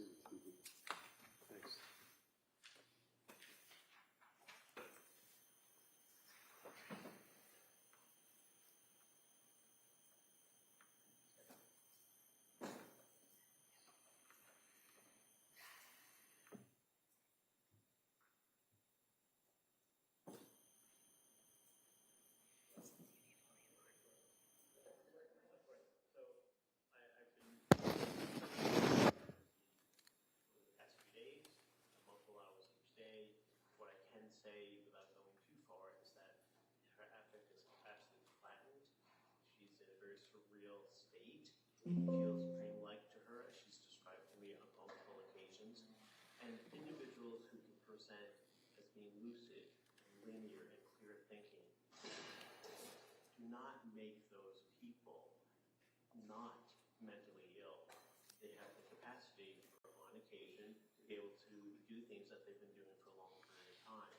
When you have delusional thinking, fixed beliefs that are unchangeable, and hallucinations, namely command hallucinations, telling you to do things, telling you to do things that are malevolent, and you believe those voices that are telling you you need to follow what they say, that's when things go downhill behaviorally, psychiatrically, and familially.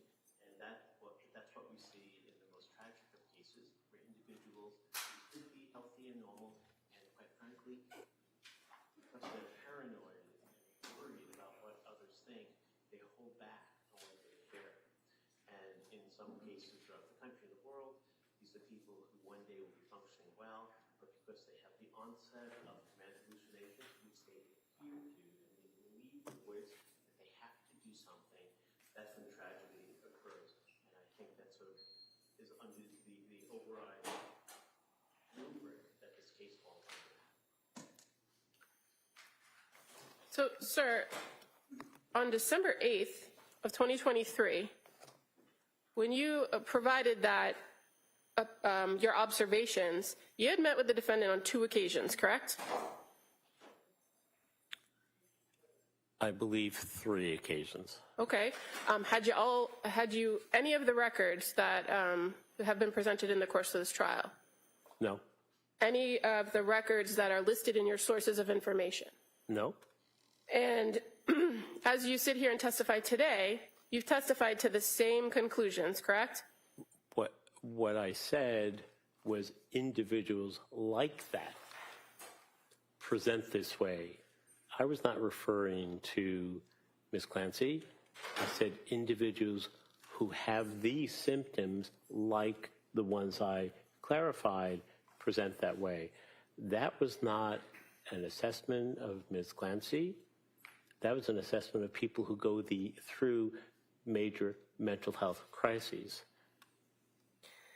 But as you sat here today, you've talked about the fact that she had delusional thinking, the fact that she had command hallucinations, the fact that she believed that these voices and that she was paranoid and worried. You've consistently testified about that throughout the course of yesterday and today, correct? So It's a yes or no.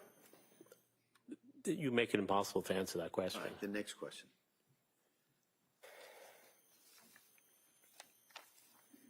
In addition to, you testified today that a person in a psychotic state can do things they've done before, but it might be hard for them to do new tasks, right? Yes? So if it's something that is part of their daily life, getting up, caring for the kids, feeding, making a meal, driving a car, those are things that people do every day and a lot of times don't even have to think about, right? Yes. No thinking necessary. It's a But visual response, automatic response. you're aware that on this particular day of this incident, on January 24th of 2023, that the defendant took Cora to the doctors, right? Yes. And you indicated in your testimony today that it was for a regular checkup, but in your report you identified that it was for a stomach ache, right? Yes. She had a stomach ache. But in addition to maybe her having a stomach ache, she had previously had this visit scheduled, and you're aware of that now, correct? Yes. And at the doctor, there was a recommendation made for an over-the-counter medication, right? Yes.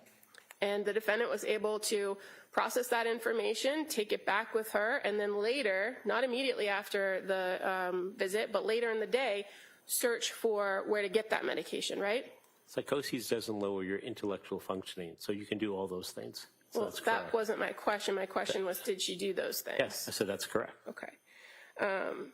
And would you've talked a lot about that a person can operate as normally as they can, but fair to say, if you're in a psychotic state, that person themselves has a significant amount of distress, right? Yes. And that in order to mask those symptoms, it requires an enormous amount of control, does it not? It depends on the level and the extremism of the psychotic processing. So some people will hear voices that are nominal, they whisper. Some people hear voices that are yelling and screaming. So it's on a range, it's a continuum. So the more upsetting, more powerful, demanding the voice, the more difficult it might be to resist it and do other things. The less, the easier it is. In all of the time between September of 2022 and January 23rd of 2023, at any point in which the defendant heard these voices about harming herself, she didn't act on them then, did she? That's correct, yes. She did not act on those. She sought help instead.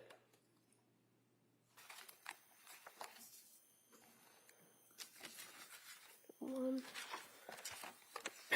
moment, please.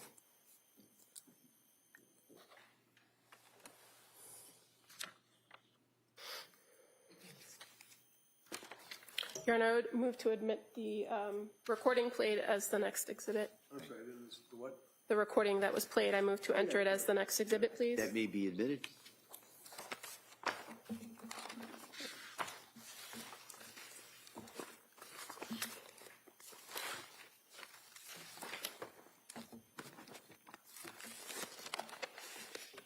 I can find it. Here it is. Thank you. 284. Thank you.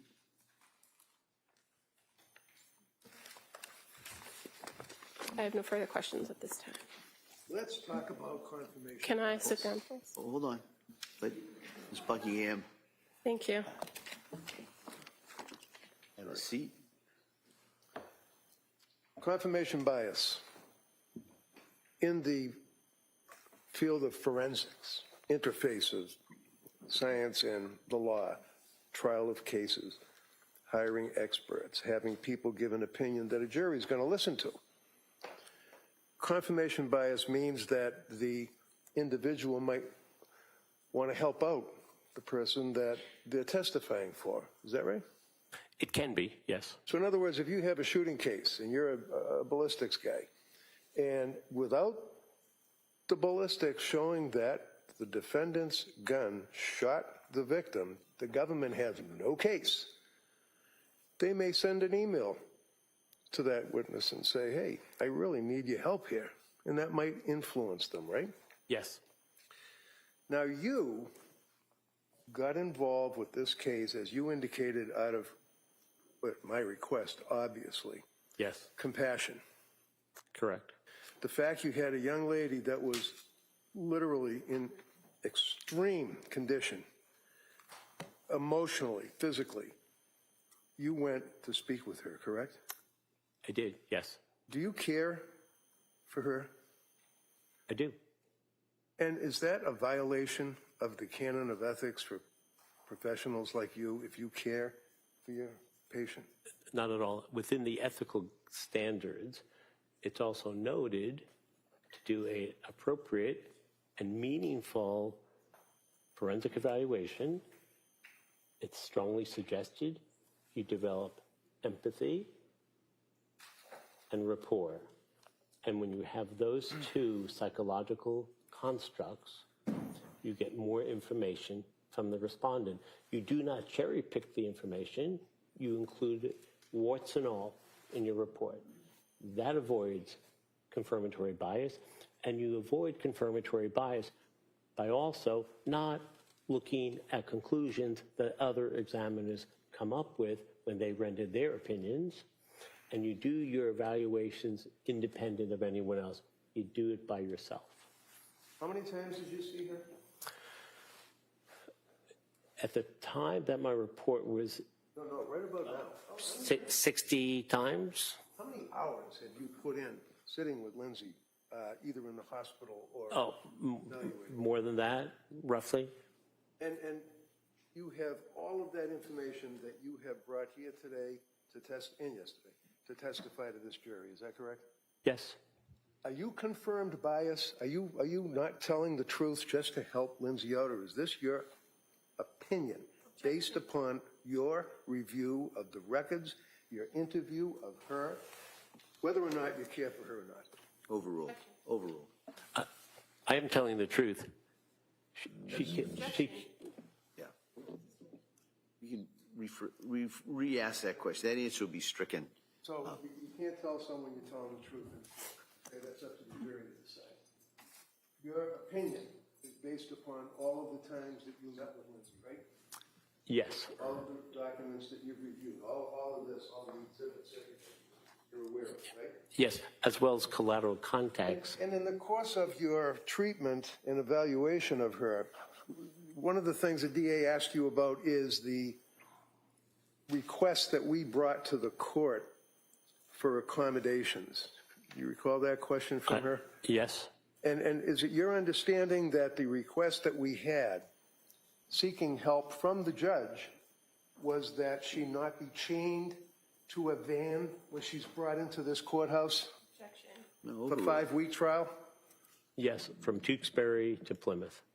And her medical condition with her paralysis and all of the rest of the bodily functions that you lose, that's a concern, isn't that right? Very much so, yes. And we also had to have the help of nurses that would be available in the event that there was any type of emergency issue, correct? That we had to ask of the No, court. overruled. Yes, they're here every day.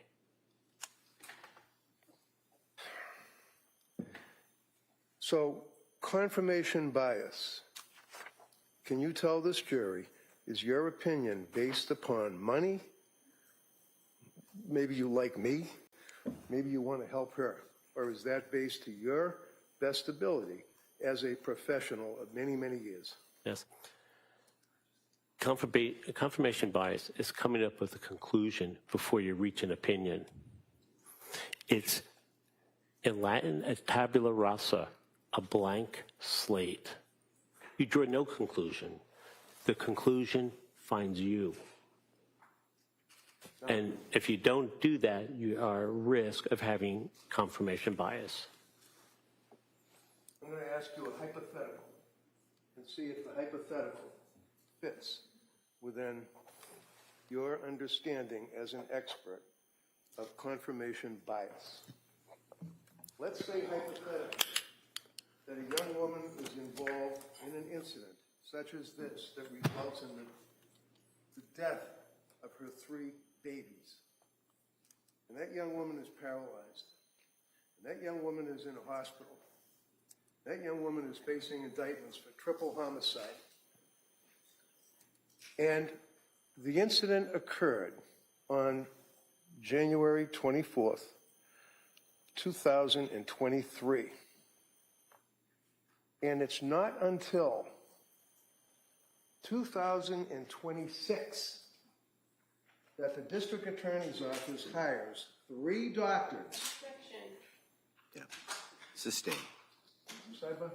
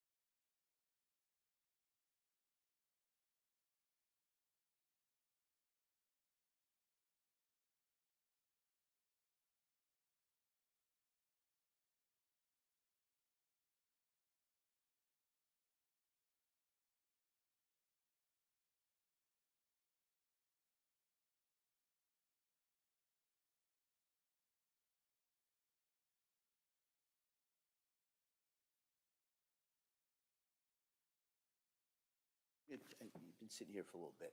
We're going to take a short break at this point, give you a chance to take a break, and then we'll come right back and we'll continue with the testimony of this witness. Okay? All rise, please. Jurors exit.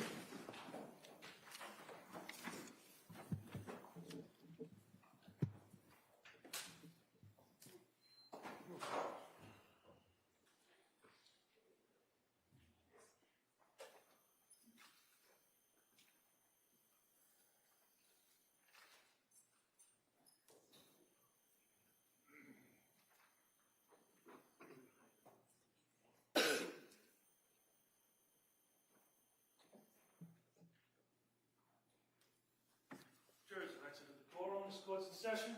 All right, we'll be in a short recess at this time. Thank you.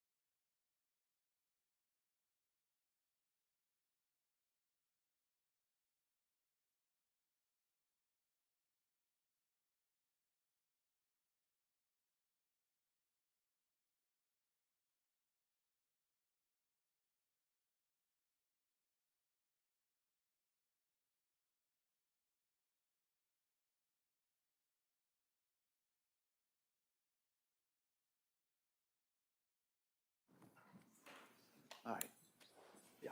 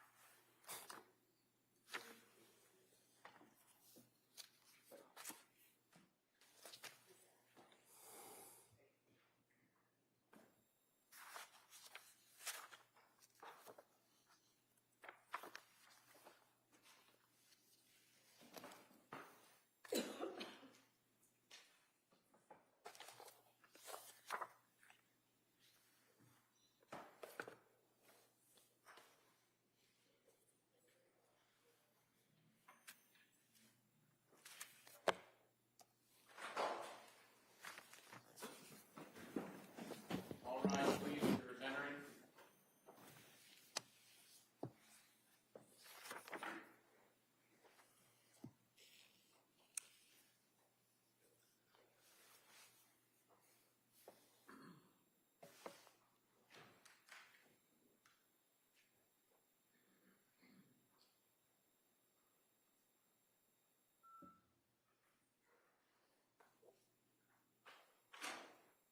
Court is back in session. You may be seated. Your Honor, for the purpose of the record, we return back to the trial of Commonwealth versus Lindsay Clancy. All parties are present, including the defendant and including the 18 jurors.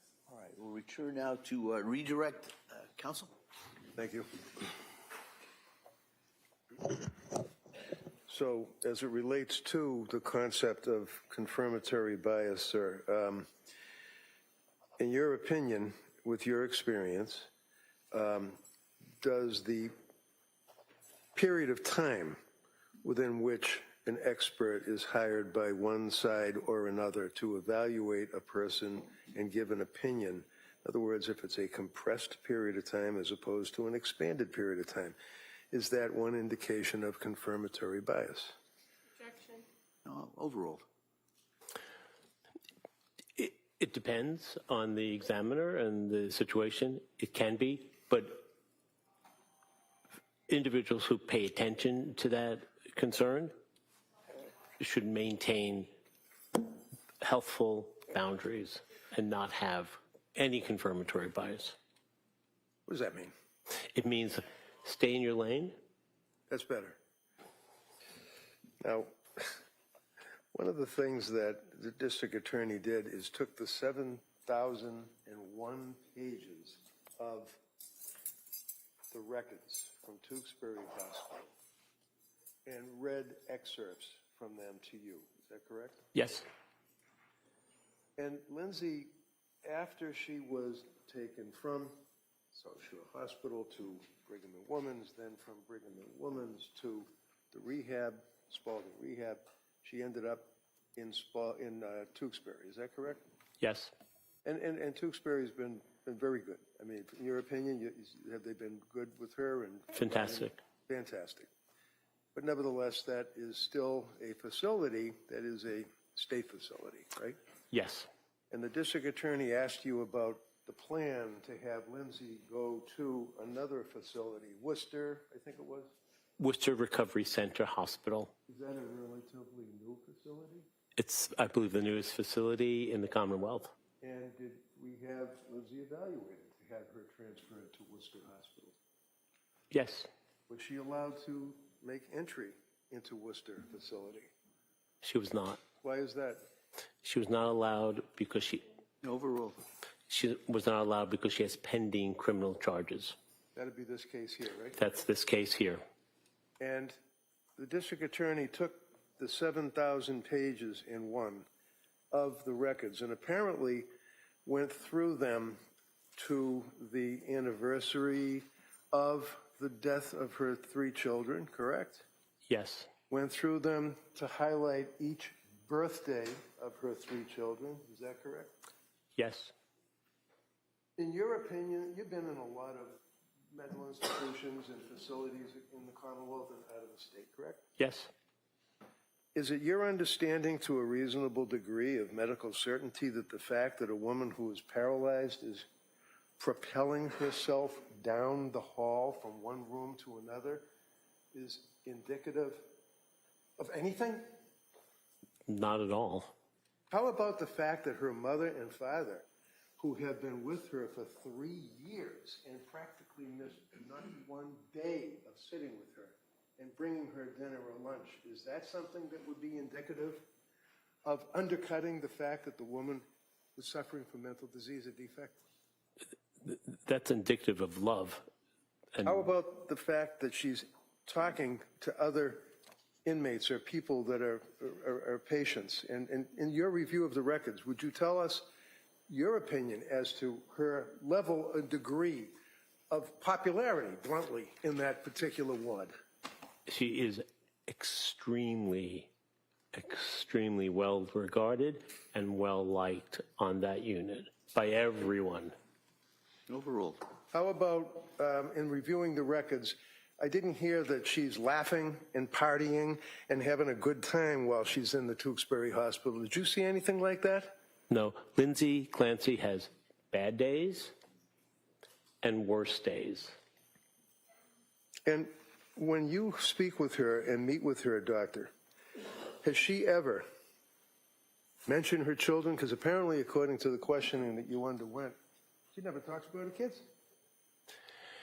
She does speak about her children. What does she say?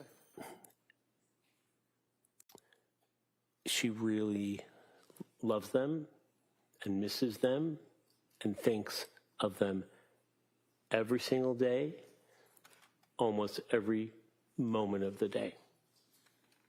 And finally, doctor, I'm holding up what has been marked as Exhibit 1 or I don't know, for identification. Have you seen this before? Yes, I have. And in your dealing with Lindsay and interview of collateral contacts such as Patrick, do you know what that is? Yes, I do. What is it? This is called a wish vase. And what does that mean and what is it? This is a vase that Miss Clancy and her husband purchased in Hawaii when they went on their honeymoon shortly after getting married. Yeah, sure. See sidebar, please.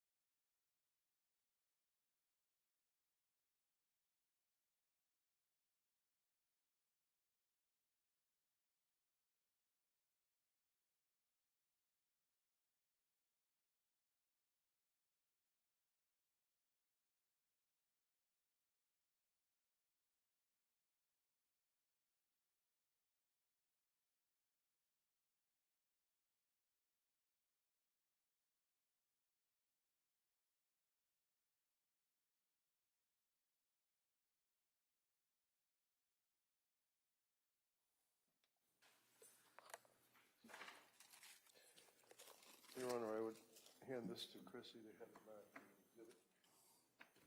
All right. Over the Commonwealth's objection, that may be admitted. 285. Thank you very much. All right. Commonwealth? Very briefly, please. Doctor, how many defendants that you've evaluated for criminal responsibility have you spent 35 hours evaluating? One Is that one other person. And however, how many other defendants have you evaluated that you've testified that you care deeply for them?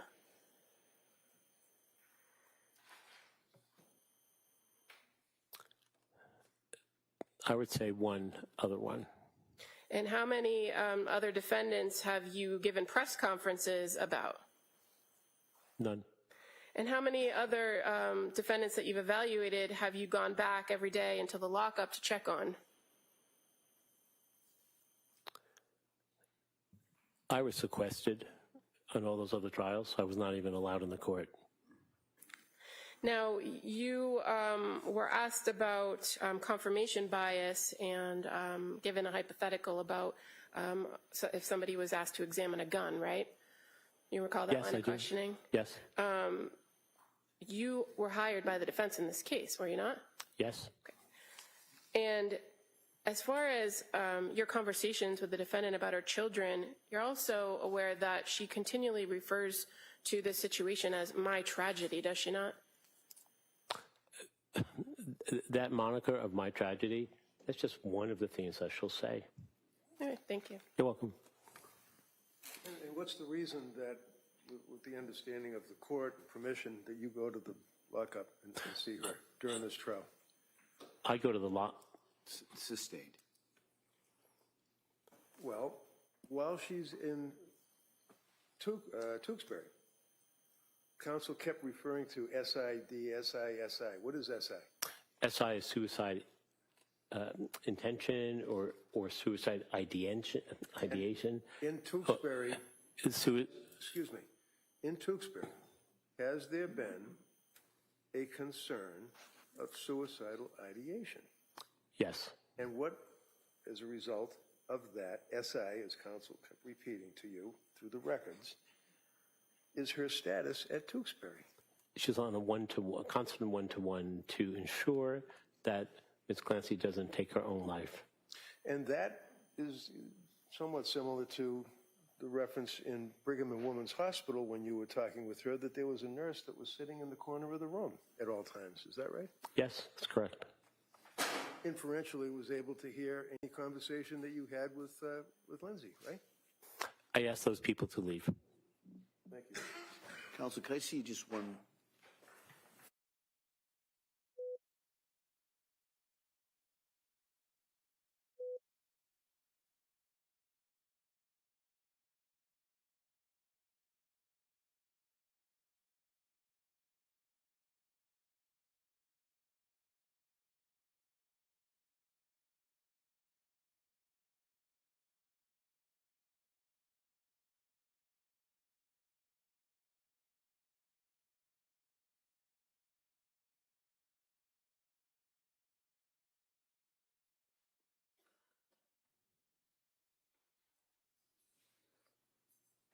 So finally, I will ask you again, what, to your understanding, is the purpose of you during this trial going back, as the counsel asked you about, to the lockup with Lindsay?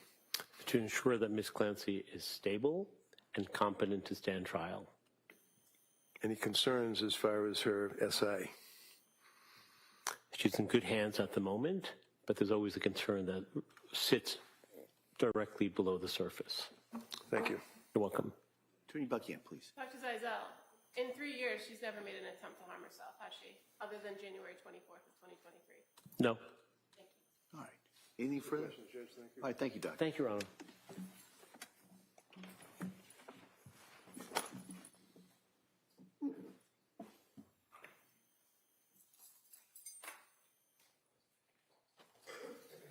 All right.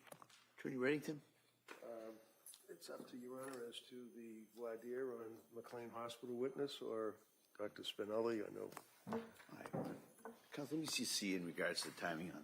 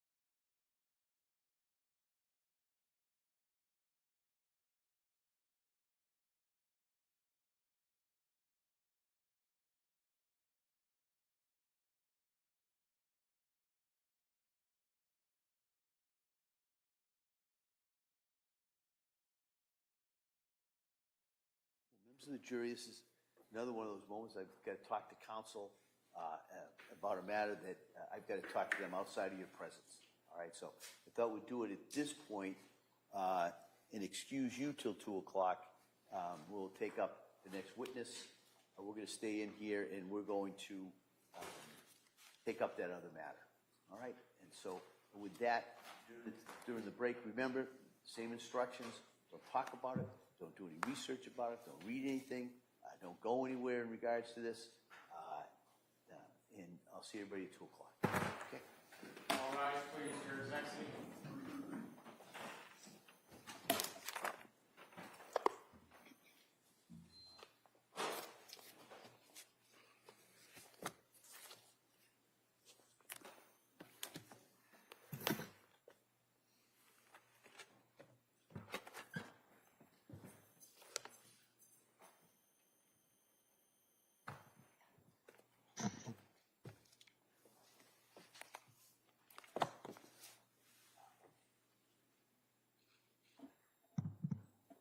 Jurors have exited the courtroom. This court's in session. Please be seated.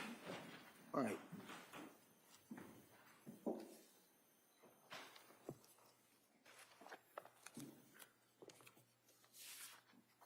All right, counsel, we ready to do the voir dire of Ms. Thorndike?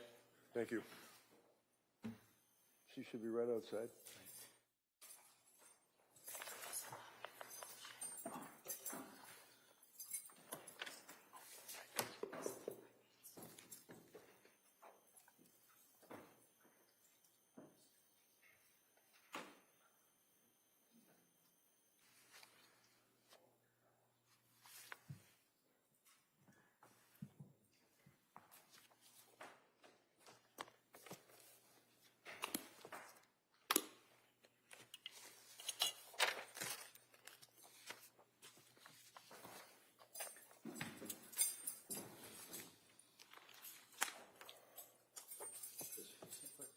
Do you solemnly swear that you shall make true answers to such questions that shall be put to the smart American?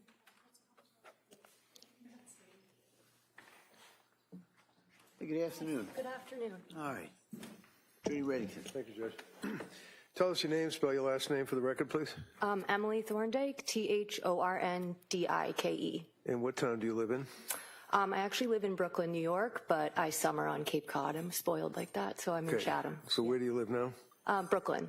But where you live, are you In Chatham. Chatham? Yes. And what do you do for work?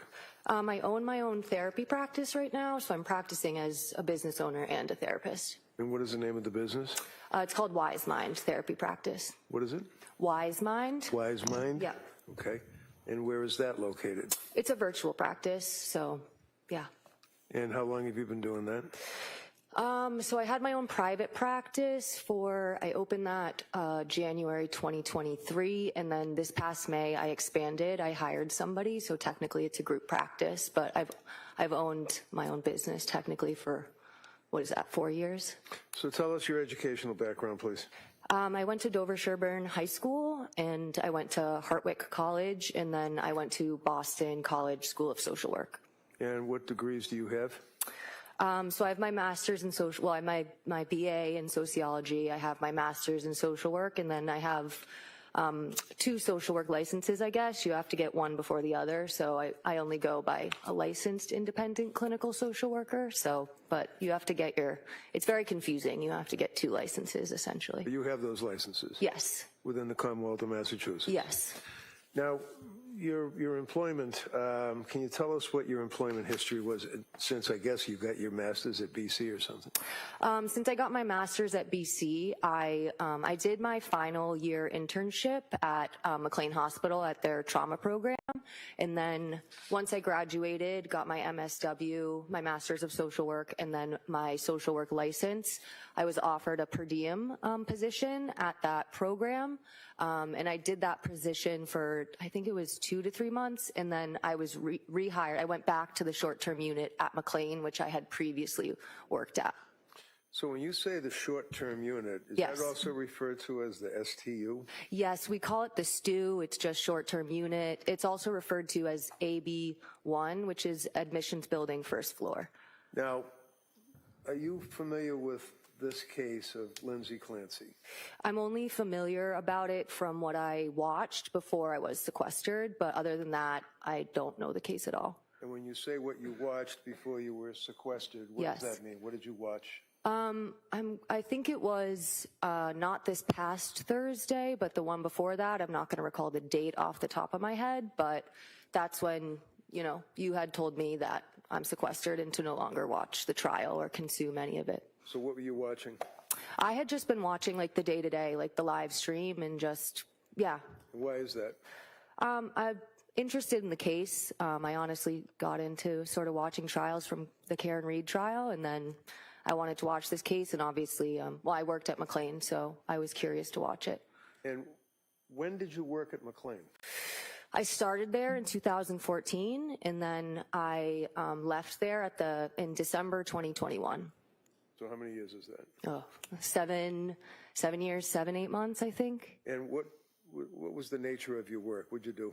I started as a mental health specialist there, which I think you can sort of try to summarize as those are the counselors are sort of directly on the unit with the patients. Our main role is to keep patients safe, really.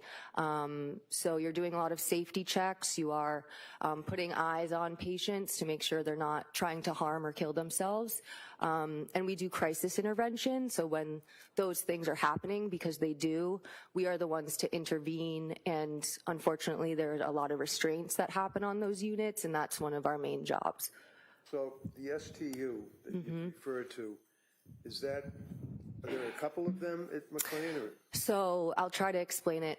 When I first started there in 2014, it was one unit with 28 beds.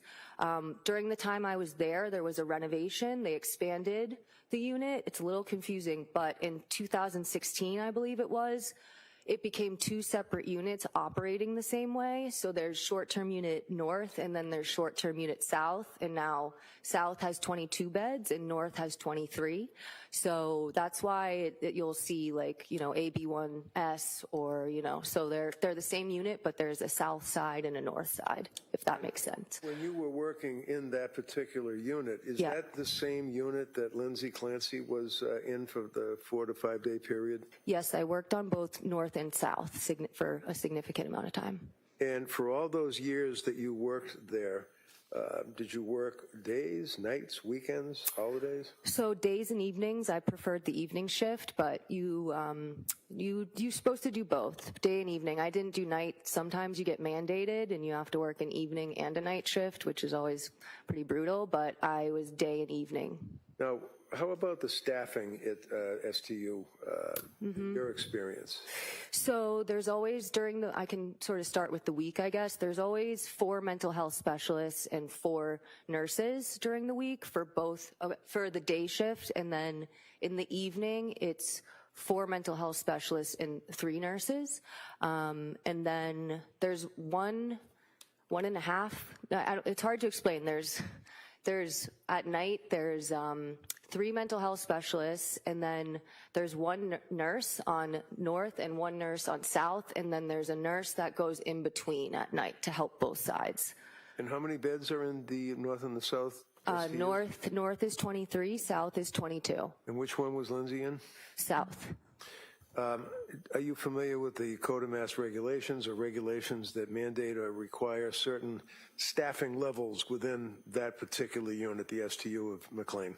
Yes, like the Department of Mental Health regulations Can you there. tell the judge what your understanding of the regulations from the DMH would be on staffing? Yeah, so the Department of Mental Health has to oversee all of the mental health facilities in Massachusetts, and they have specific requirements for safety regulation, for staffing ratios, how the unit has to be set up. You know, for example, there was a renovation while I was there to adjust handles on a sink because you could use it to harm yourself. So DMH, there's usually an annual or biannual inspection, and they will go around and they will look at charts, they will look at the unit, so they oversee everything. And they mandate how many doctors or nurses or safety people would be on a particular unit? Yeah, they definitely have those requirements. And what's your understanding of those requirements? I believe, I don't want to say, I'm not sure exactly. Like, I know McLean follows those regulations, but I guess there's potential that McLean might go higher than the ratio. I'm not sure. So you have to, at minimum, have a certain amount of staff, but I'm not exactly sure on that.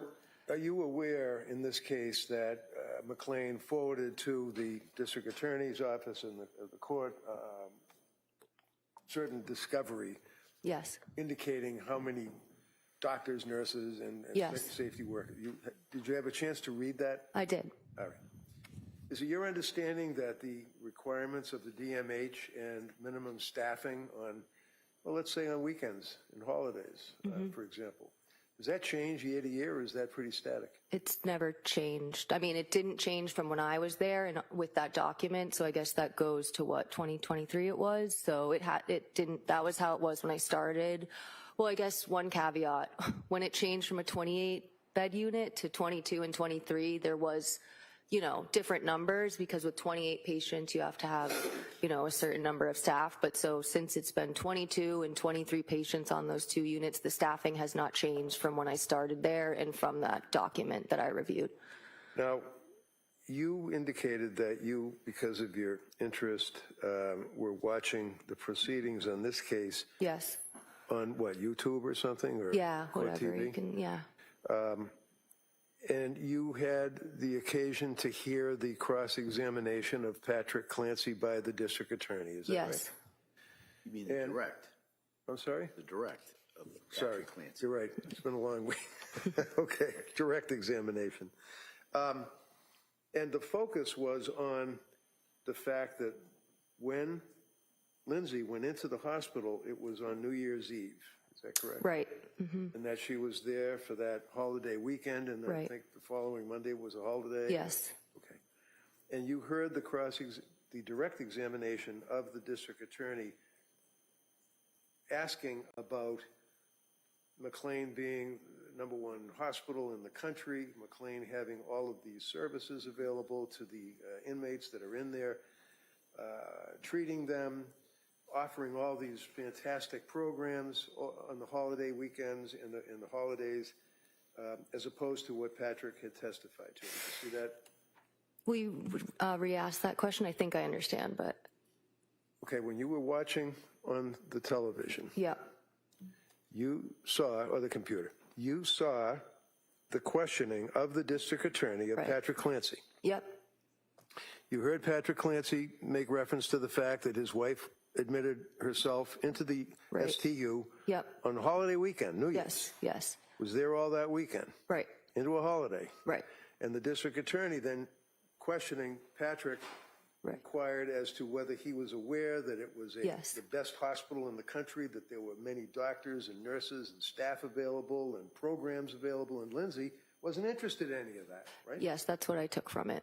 Now, in your 8 years, however many years of experience that you had, is that what your understanding was in that unit? No, that's not what I was understanding, no. So tell the judge what your understanding was from your experience, hands-on, day after day, working in the STU for all of those years. Right. But you also were a supervisor of the STU at one time. I actually wasn't. I became a social worker there, so I guess you could, one way to look at it is that, the social worker and the psychiatrist, you are the treatment team, so you're making all the decisions for the patients, and so the nurses and the mental health specialists, I don't like to create a hierarchy, but they are operating underneath you, so in a way I'm supervising, but I was never a direct supervisor. Now, you came out with a TikTok or I did. a reel or whatever you call it. Yeah, TikTok. And would you agree with me that you were pretty angry when you did that? Yeah, definitely emotional. So tell the judge, why were you emotional when you did that TikTok? Well, it's a lengthy TikTok. It's about 10 minutes. And I was emotional because I felt like what was discussed in court was not aligned with what my experience was. I noted several things. I'll try to summarize some of them. There was mention that there's individual therapy on the unit. There is not. There was mention of seeing a doctor every day. I felt like there was some misleading of that. You do see a doctor every day, but on the weekends and on a holiday, it's one doctor who's seeing all of the patients. The meetings can be as short as 1 minute. Many patients decline those meetings. And the doctor who's there on the weekend and holidays is seeing 23 patients. So I felt it was misleading to indicate that there's sort of a in-depth doctor session when it's very brief. How about programs that are offered, like making things out of clay and crayons and stuff like that? Yes, there's clay on the unit. It's called Model Magic. It's a non-toxic kid. It's it's advertised for kids, but it's on the unit. It's in the nursing station. It's out on the unit. There is a lot of coloring. There's a specific group that I saw in the documents I reviewed called Music and Mandalas.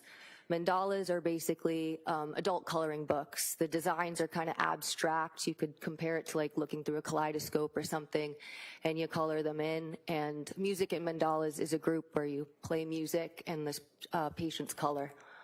So you understand from watching the proceedings that you became emotional over is that Lindsay went in on New Year's Eve with some fairly serious Right. symptomology. Is that correct? Yes. And Patrick indicated that they were, quite frankly, pretty bluntly disgusted with the help and the care that was allegedly offered to her, right? Right. And you were upset about what you felt was a misleading of this witness based on the questions that were asked. Is that right? Yes. And Patrick had made reference to the fact that she was doing coloring and she was in the groups that were sitting there dealing with the clay, and that they felt that it was not, bluntly, any help. Yes, and there's very minimal like family contact when the main treatment team is not there, so it's not abnormal that families wouldn't be getting like regular or like in-depth updates of what's going on. You're sort of supposed to wait until the treatment team comes back, whether it's on a Monday or in this case a Tuesday, since Monday was a holiday. That's the team who's going to be working with the patient, so most updates and communication with family and with providers aren't going to happen over the weekend either. Now, one of the things that occurred, just for the background, is that your TikTok was observed by me, and I tried to reach out to you and Yes. couldn't find you. That's correct. And then I had a private investigator, Bob Jones, Yes. hunt you down, kind of, and ended up Yeah. in front of your house. No, Bob and I were sort of chuckling about that because he never ended up outside of my house, but the rest of it is all accurate. So he wasn't outside of my house, but the rest of that was true. So he was able to locate you. He was, He yes. was able to talk to you, He was, yes. get your contact information. Yes. Provide that to me. Yep. And as a result of that, I reached out to you, and then you indicated that you, initially somewhat reluctant, but then ultimately agreed to get involved and talk to the judge, right? Yes, yes. Okay.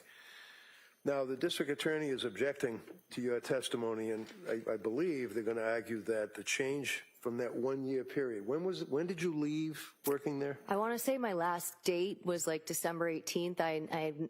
Since working there, you don't get a lot of holidays off. So out of all my time there, I said, I'm going to leave right before the holidays and be able to enjoy that. So I believe it was December 18th, but mid-December. 2021. 2021. Yeah. And when was Lindsay in there? December 31st, right? She came in on New Year's Eve, what would that be? 2022, right? Yeah. Two. Yeah. So in your opinion, is there a change that is Right. significant in the staffing, in the nurse-to-patient ratio, in the safety issues, the crayons, the coloring, and all of that? Is there any change from that 1 year that you left to the time that she was in there? From the records I reviewed as well, those are exactly the same staffing ratios, and all of the groups are the same. So there's no change whatsoever. Not from what I can tell from what I reviewed. Thank you. All right, Commonwealth?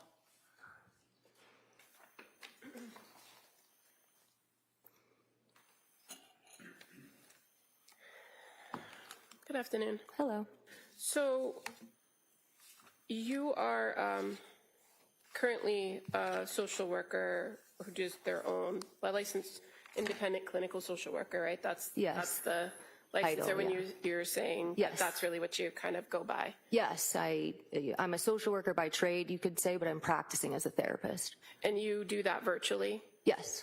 So you don't have a brick and mortar where clients come and engage in therapy with you, right? No, rent is expensive, so right now I'm all virtual. And you indicated that in your time at McLean Hospital that you first started as a per diem, and that was as a mental health specialist, right? I didn't start per diem there. I started at a 32-hour position. The per diem, there's another position I held at McLean, which is called a community residence counselor. That was a per diem position. And then the social work position I took after graduating and before I went back to McLean, the short-term unit, that was a per diem position. So the per diem role that you had, how long did you do that role? On which unit? Well, you just said, Right. when I asked you about working per diem, you said you were the community resident counselor. Yes, I long did you do mentioned that? 2 per diem positions, so I just wanted to be clear. I believe it was around a year. It was on the side while I was working on the short-term unit. That was the main unit I worked on, but since I was 32 hours, I was interested in that particular McLean program, so I picked up a shift, every so often, but I was primarily on the short-term unit. As what, though? As a mental As a mental health specialist, yep. And so you said once you got your master's, you took on a role of clinical social worker there, right? So yes, I did. And that was in September of 2019? Yes. And you said you had a chance to review the records that were sent over by McLean, right? Right. Now, when you were a social worker from September of 2019 to December of 2021, Yep. what was your schedule? So I would come in around 9. You could view it as sort of normal business hours. My clinical rounds that I did with all the multidisciplinary staff was at 9:55. So that was kind of a little bit of my start time, but generally probably like 9 to 5, you could say. And was that Monday through Friday? Yes, I did cover weekends on occasion. Social workers, you're not required to, but it's kind of highly encouraged. So, every once in a while, I would cover a weekend as a social worker. And you're aware that the records that came from McLean Hospital indicate that during the time period of January 1st to January 15th of 2023, that the social worker role was a day position that was Monday through Friday. Yeah. And that on January 1st, which was a Sunday, there was no social worker there. Yeah, I saw that. And on January 2nd, which would have been the observed holiday for Right. New Year's, there was no social worker there. That's what I saw. Okay. And while you would pick up shifts, the majority of your schedule was 9 to 5, Monday through Friday. Yeah. From 2019 to 2021. Yeah, I did regularly pick up weekends, but yes, primarily I was there during the week. Okay. Now, you provided Attorney Reddington with some kind of like typed up notes. Do you recall that? Yes. Where you outlined kind of what your experience was on the unit and how inpatients were, how inpatient experiences went, like the schedule and that kind of thing. And you noted that as far as the treatment team, which you referred to yourself as a social worker, worked with a psychiatrist, right? Right. And you identified that in your experience there was 3 teams, red, green, or blue. Yes. But you are also aware that the records show that every day during the week that the treatment team of a social worker and a psychiatrist, there was 4 social workers and 4 psychiatrists that were on shift. Right. So where's the 4th? So the numbers aren't equal. So the medical director often took residents, so he would have a little bit less of a caseload. The lead social worker on the unit, she would go in between the different units, so she would take a smaller caseload on one unit. So, for example, I had 8 patients on my caseload, but one of my social work colleagues would have 6. So it's not an even distribution of the 3. Some of the doctors and some of the social workers just carried a different number of caseloads. So, But your testimony today, after having now reviewed the records, is that it's always been 4 social workers, 4 doctors. Yeah, I didn't say that there wasn't before. Well, we don't. That's why you're here, because we don't know. Yeah, I what just you said thought I before. answered your question. So, but yes. And you came aware of this case by watching the trial, right? Yes. And so, would you say that how many days of the trial did you watch? All of them up until that point. At what point? What day? I'm not remembering the date exactly. Not last Thursday, but the Thursday before. What was the last content of testimony that you remember watching? I believe it was maybe Patrick's friends, or I was aware that there were doctors testify. Mr. Reddington made sure I was not watching anymore, and that there were doctors coming up that were particularly important for me to not watch. And you were asked by Attorney Reddington here about observing that testimony or the direct examination of Patrick, and I think he mentioned where it was referred to that McLean was the best hospital in the country. Do you recall that being the question that was asked of Patrick Clancy? I don't recall. And in fact, the Commonwealth didn't ask about his opinions of the status of the hospital, but did just verify with reference to records whether or not he knew his wife participated in particular things that were contained within the records. Did you see that in the testimony? Yes. And so you're aware that the testimony actually was that, or the question was, were you aware that she declined groups? Yes. And that's based on records you've never seen, right? Correct. And as far as the contact with the staff and the doctors, meaning nurses or social workers or whatnot, you haven't reviewed any of those records, right? I have not. And so you don't know the extent of what the interaction was with the nurse and the patient, do you? I mean, there are some general guidelines that you have to follow. I can't tell you the content within them, but for example, mental health specialists, you're not supposed to meet with a patient longer than 20 minutes because you have other things to do. So I can't speak specifically to what happened in those conversations, but I know the general gist of how everybody's role works. But you, when you say everybody's role, did you ever perform the role of a nurse? No, but I work directly with them. I'm operating on the job description. It says specifically you're under the direction of the nurse. So I worked directly with nurses. Do you go through the same training as a nurse? No. As far as what your knowledge is of mental health specialists, fair to say the last time you were employed as a mental health specialist there and did that work yourself was in May of 2019. Yep. And then you transitioned to being a social worker where you worked closely with the psychiatrist and primarily Monday through Friday. Yeah, psychiatrists, the nurses, and the mental health specialists, you all really work together. And you can only attest to what you would put in a note, right? As far as your contact with a patient as a social worker? No, you have access to all of the patients on the unit, so I'm able, and it's not a HIPAA violation to do that because we all work together. Sometimes I cover other social workers' patients, so I do have access. You have access to all of the records in every patient's file, so you can read everybody's notes. I guess my question, and that probably was a bad question, but my question is to you. When you are the social worker for a patient on the treatment team that you've described, Yep. you enter the information into the note for the social worker that Yes. becomes part of the record. Correct. And those are your words, your observations, your contact. Correct. You don't write them for other people, do you?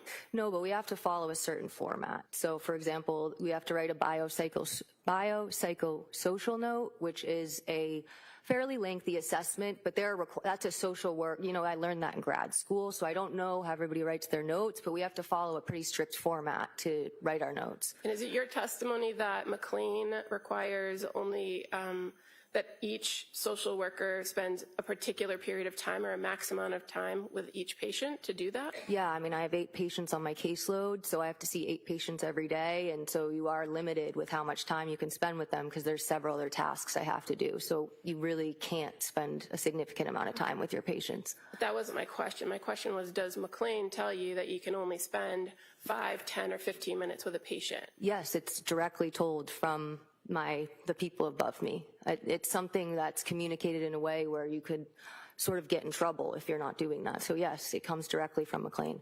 And do you have any information, having left there in 2021, that the same people supervising the social workers were giving those same instructions? I mean, no, I don't know that.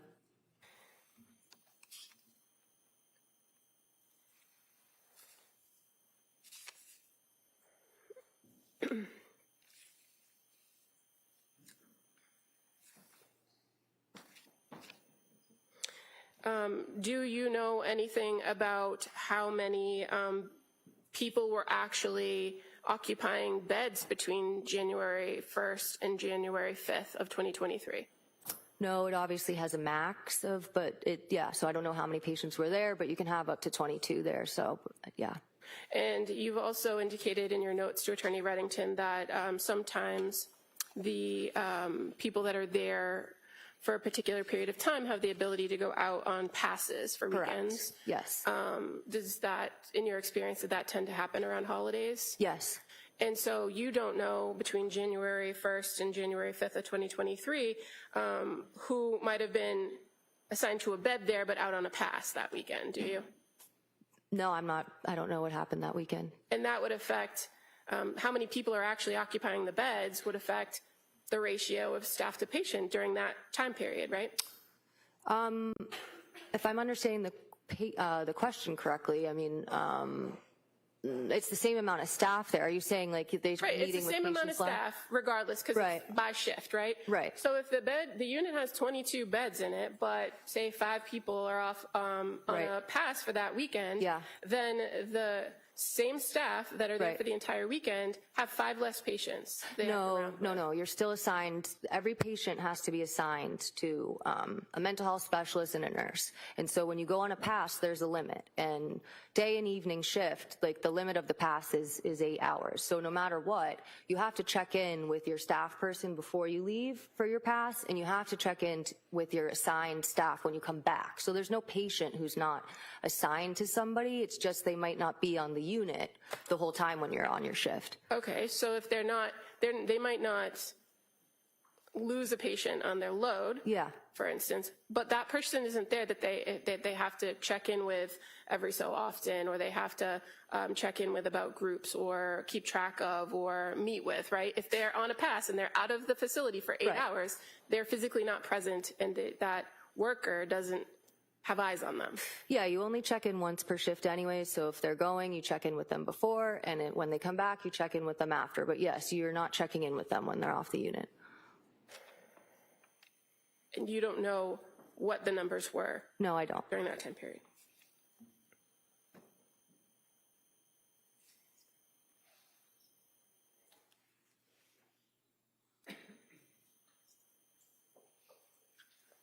I don't have any other questions. Thank you. All right.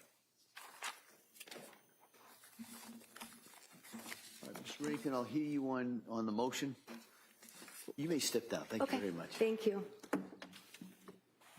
Your Honor, I think it's obvious that the witness has the educational background.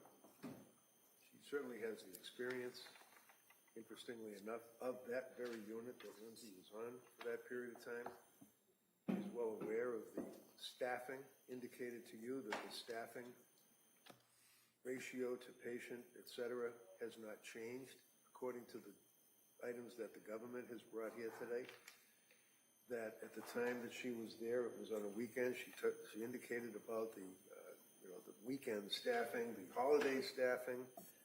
She indicated that they have these coloring programs and programs that Patrick was relating to, and indicates the skeleton crew, if you will, in a sense, on that particular period of time in the holidays, which is very corroborative of what Patrick had indicated in his testimony. So, you know, I'm not looking to bring her in to disparage McLean Hospital. They've done a good job of that themselves. I'm bringing her in to just have evidence as to what Patrick's testimony was relating to what his wife went through when she was in McLean, to corroborate the fact, as opposed to what was raised on direct exam with the government when they were questioning him about all of these wonderful programs that she apparently was not interested in participating in, which is very, very, I would argue, improper inference for the jury to consider.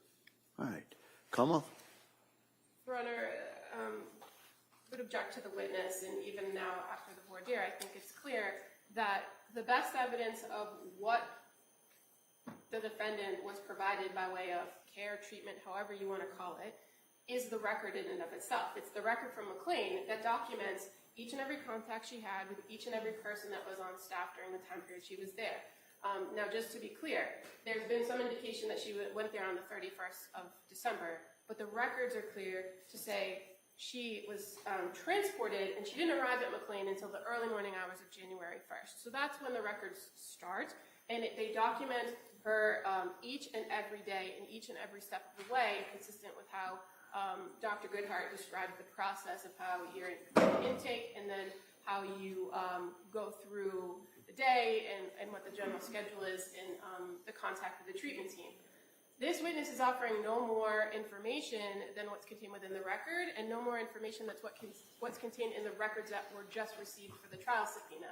And I would suggest to you that the fact that she, in her last role as a social worker from 2019 to 2021, where she was a day staff person that worked Monday through Friday, that wasn't there on the weekends, that she does have a limited amount of information, and it's attenuated, more attenuated than we initially believed, from the dates in which the defendant was at this particular hospital. So I would suggest, or I would object and argue that the best evidence is the records in and of themselves, the records that now have been subpoenaed that can be admitted to identify the particular staff. I'd also like to point out that counsel is referring to offering this to rebut certain inferences or certain statements that the Commonwealth made in the direct examination of Mr. Clancy, but no one has said that McLean is a #1 hospital. That wasn't the testimony. That wasn't the question put before him. It was simply what he knew, what he observed, and if he knew what was contained within the record. So there's been no presentation of evidence that would suggest that a person needs to come in to dispute that the groups are the groups. The court and the jury can see from the record what the groups were, and they can make their own decisions based on what they described them to be in the record, if that was treatment or not treatment. I don't believe that the Commonwealth presented it as treatment. I believe the Commonwealth presented it as resources available to the individual while they were there at the hospital.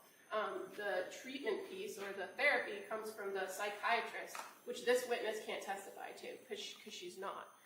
So I would object for her to being called as a witness for those reasons. All right.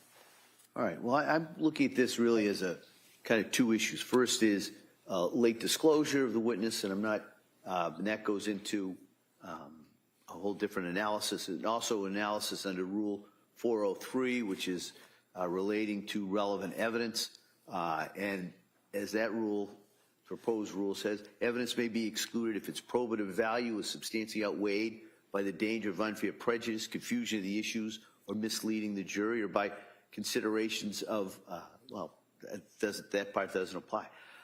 First off, I find this witness credible.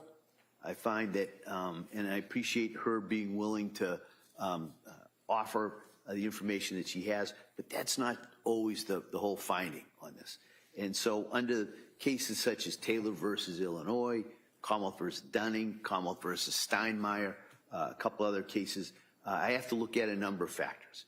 The first is prevention of surprise. Well, the Commonwealth has been aware of this issue for at least a week or so, so I'm not considering that. Evidence of bad faith, there's no bad faith I see from either side in naming this or calling this person at this time. There's the prejudice to the other party. I think there's just limited prejudice, if any, to the Commonwealth. However, though, the final two are the issues that I think are more relevant in this. One is the materiality of the testimony in this. And I find that there's limited materiality, that's hard to say, because mainly this witness hadn't worked there for a year. So there's at least a gap between when she worked there and when the relevant time period is here. There's also, I imagine, different personnel. They're working on different shifts. And so there's kind of limited value to that testimony. I also, I don't remember any five-star type inferences. In fact, so I'm not going to, that's going to be measured by the jury. But I didn't see any mentions that this was a five-star facility. And then also, the concern is, or the factor is, the effectiveness of less severe sanctions. And I would find that the records that have been brought in pursuant to the subpoena in the last couple of days from McLean's talks about the staffing levels on holidays and not on holidays. So if there's a question of whether or not there was a quote-unquote skeleton crew that was on for those, at least the first 2 days of this time that Ms. Clancy was there, that's reflected in the records. There also, in the records here, is a list of whatever programs were offered and also when they were offered. So if there's a question of less programs being offered on a holiday than during the week, those are contained in the records. And so I'm going to deny the defendant's motion to call this witness, but I am going to allow the defendant, if the defendant wishes, to submit those McLean's records specifically regarding the staffing and the programs that are available, not just on that weekend, but for the week. And I think there's records in there for the week before, so there could be a comparison between what was available to Ms. Clancy during the week and what was available to her on a holiday weekend. So that's going to be my finding. I'll issue a written ruling on this, but I just kind of wanted to give the parties at least some idea, as well as the witness who's been here, I know, a couple of days. I just kind of wanted to thank her for that. So with that, we'll be in recess till 2:15, and we'll come back and resume the trial. Okay? Court, all rise. I know it's a technicality, no my objection. Duly noted. Thank you.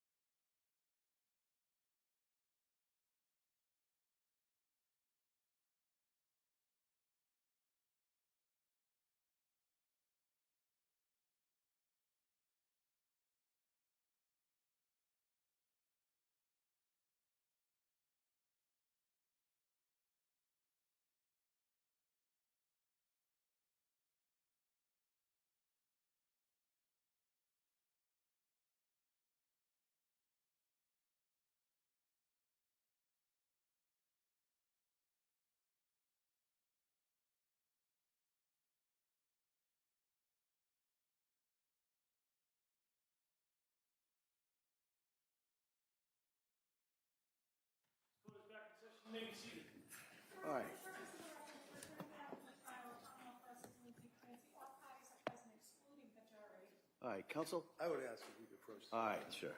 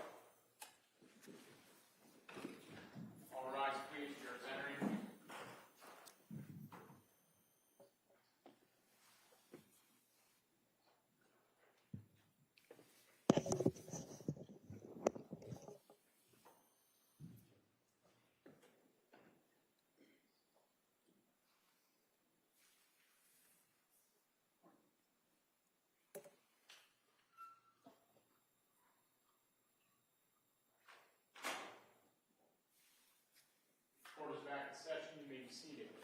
Your Honor, for purpose of the record, we'll return back to the file of Commonwealth versus Lindsay Clancy. All parties are present, including the 18 jurors. All right. Well, everyone, thank you for your patience, and I'm going to ask you for some more patience, all right? Due to an unforeseen circumstance, we're going to excuse you until tomorrow morning, all right? This is not something we saw coming, but you're not to speculate about what it is. You're not to hold it against either side.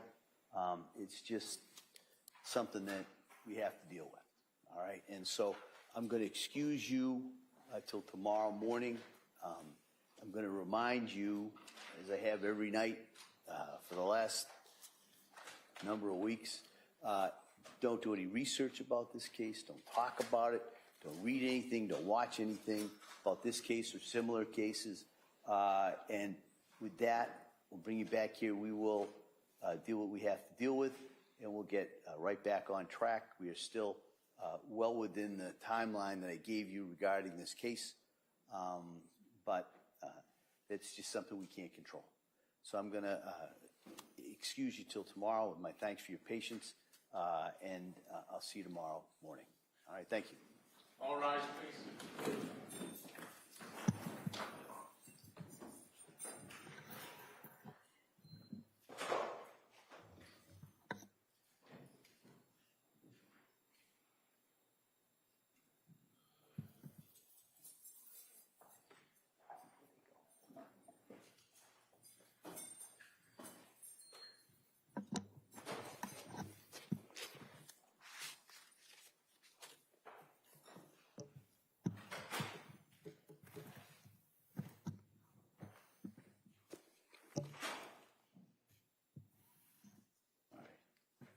All right.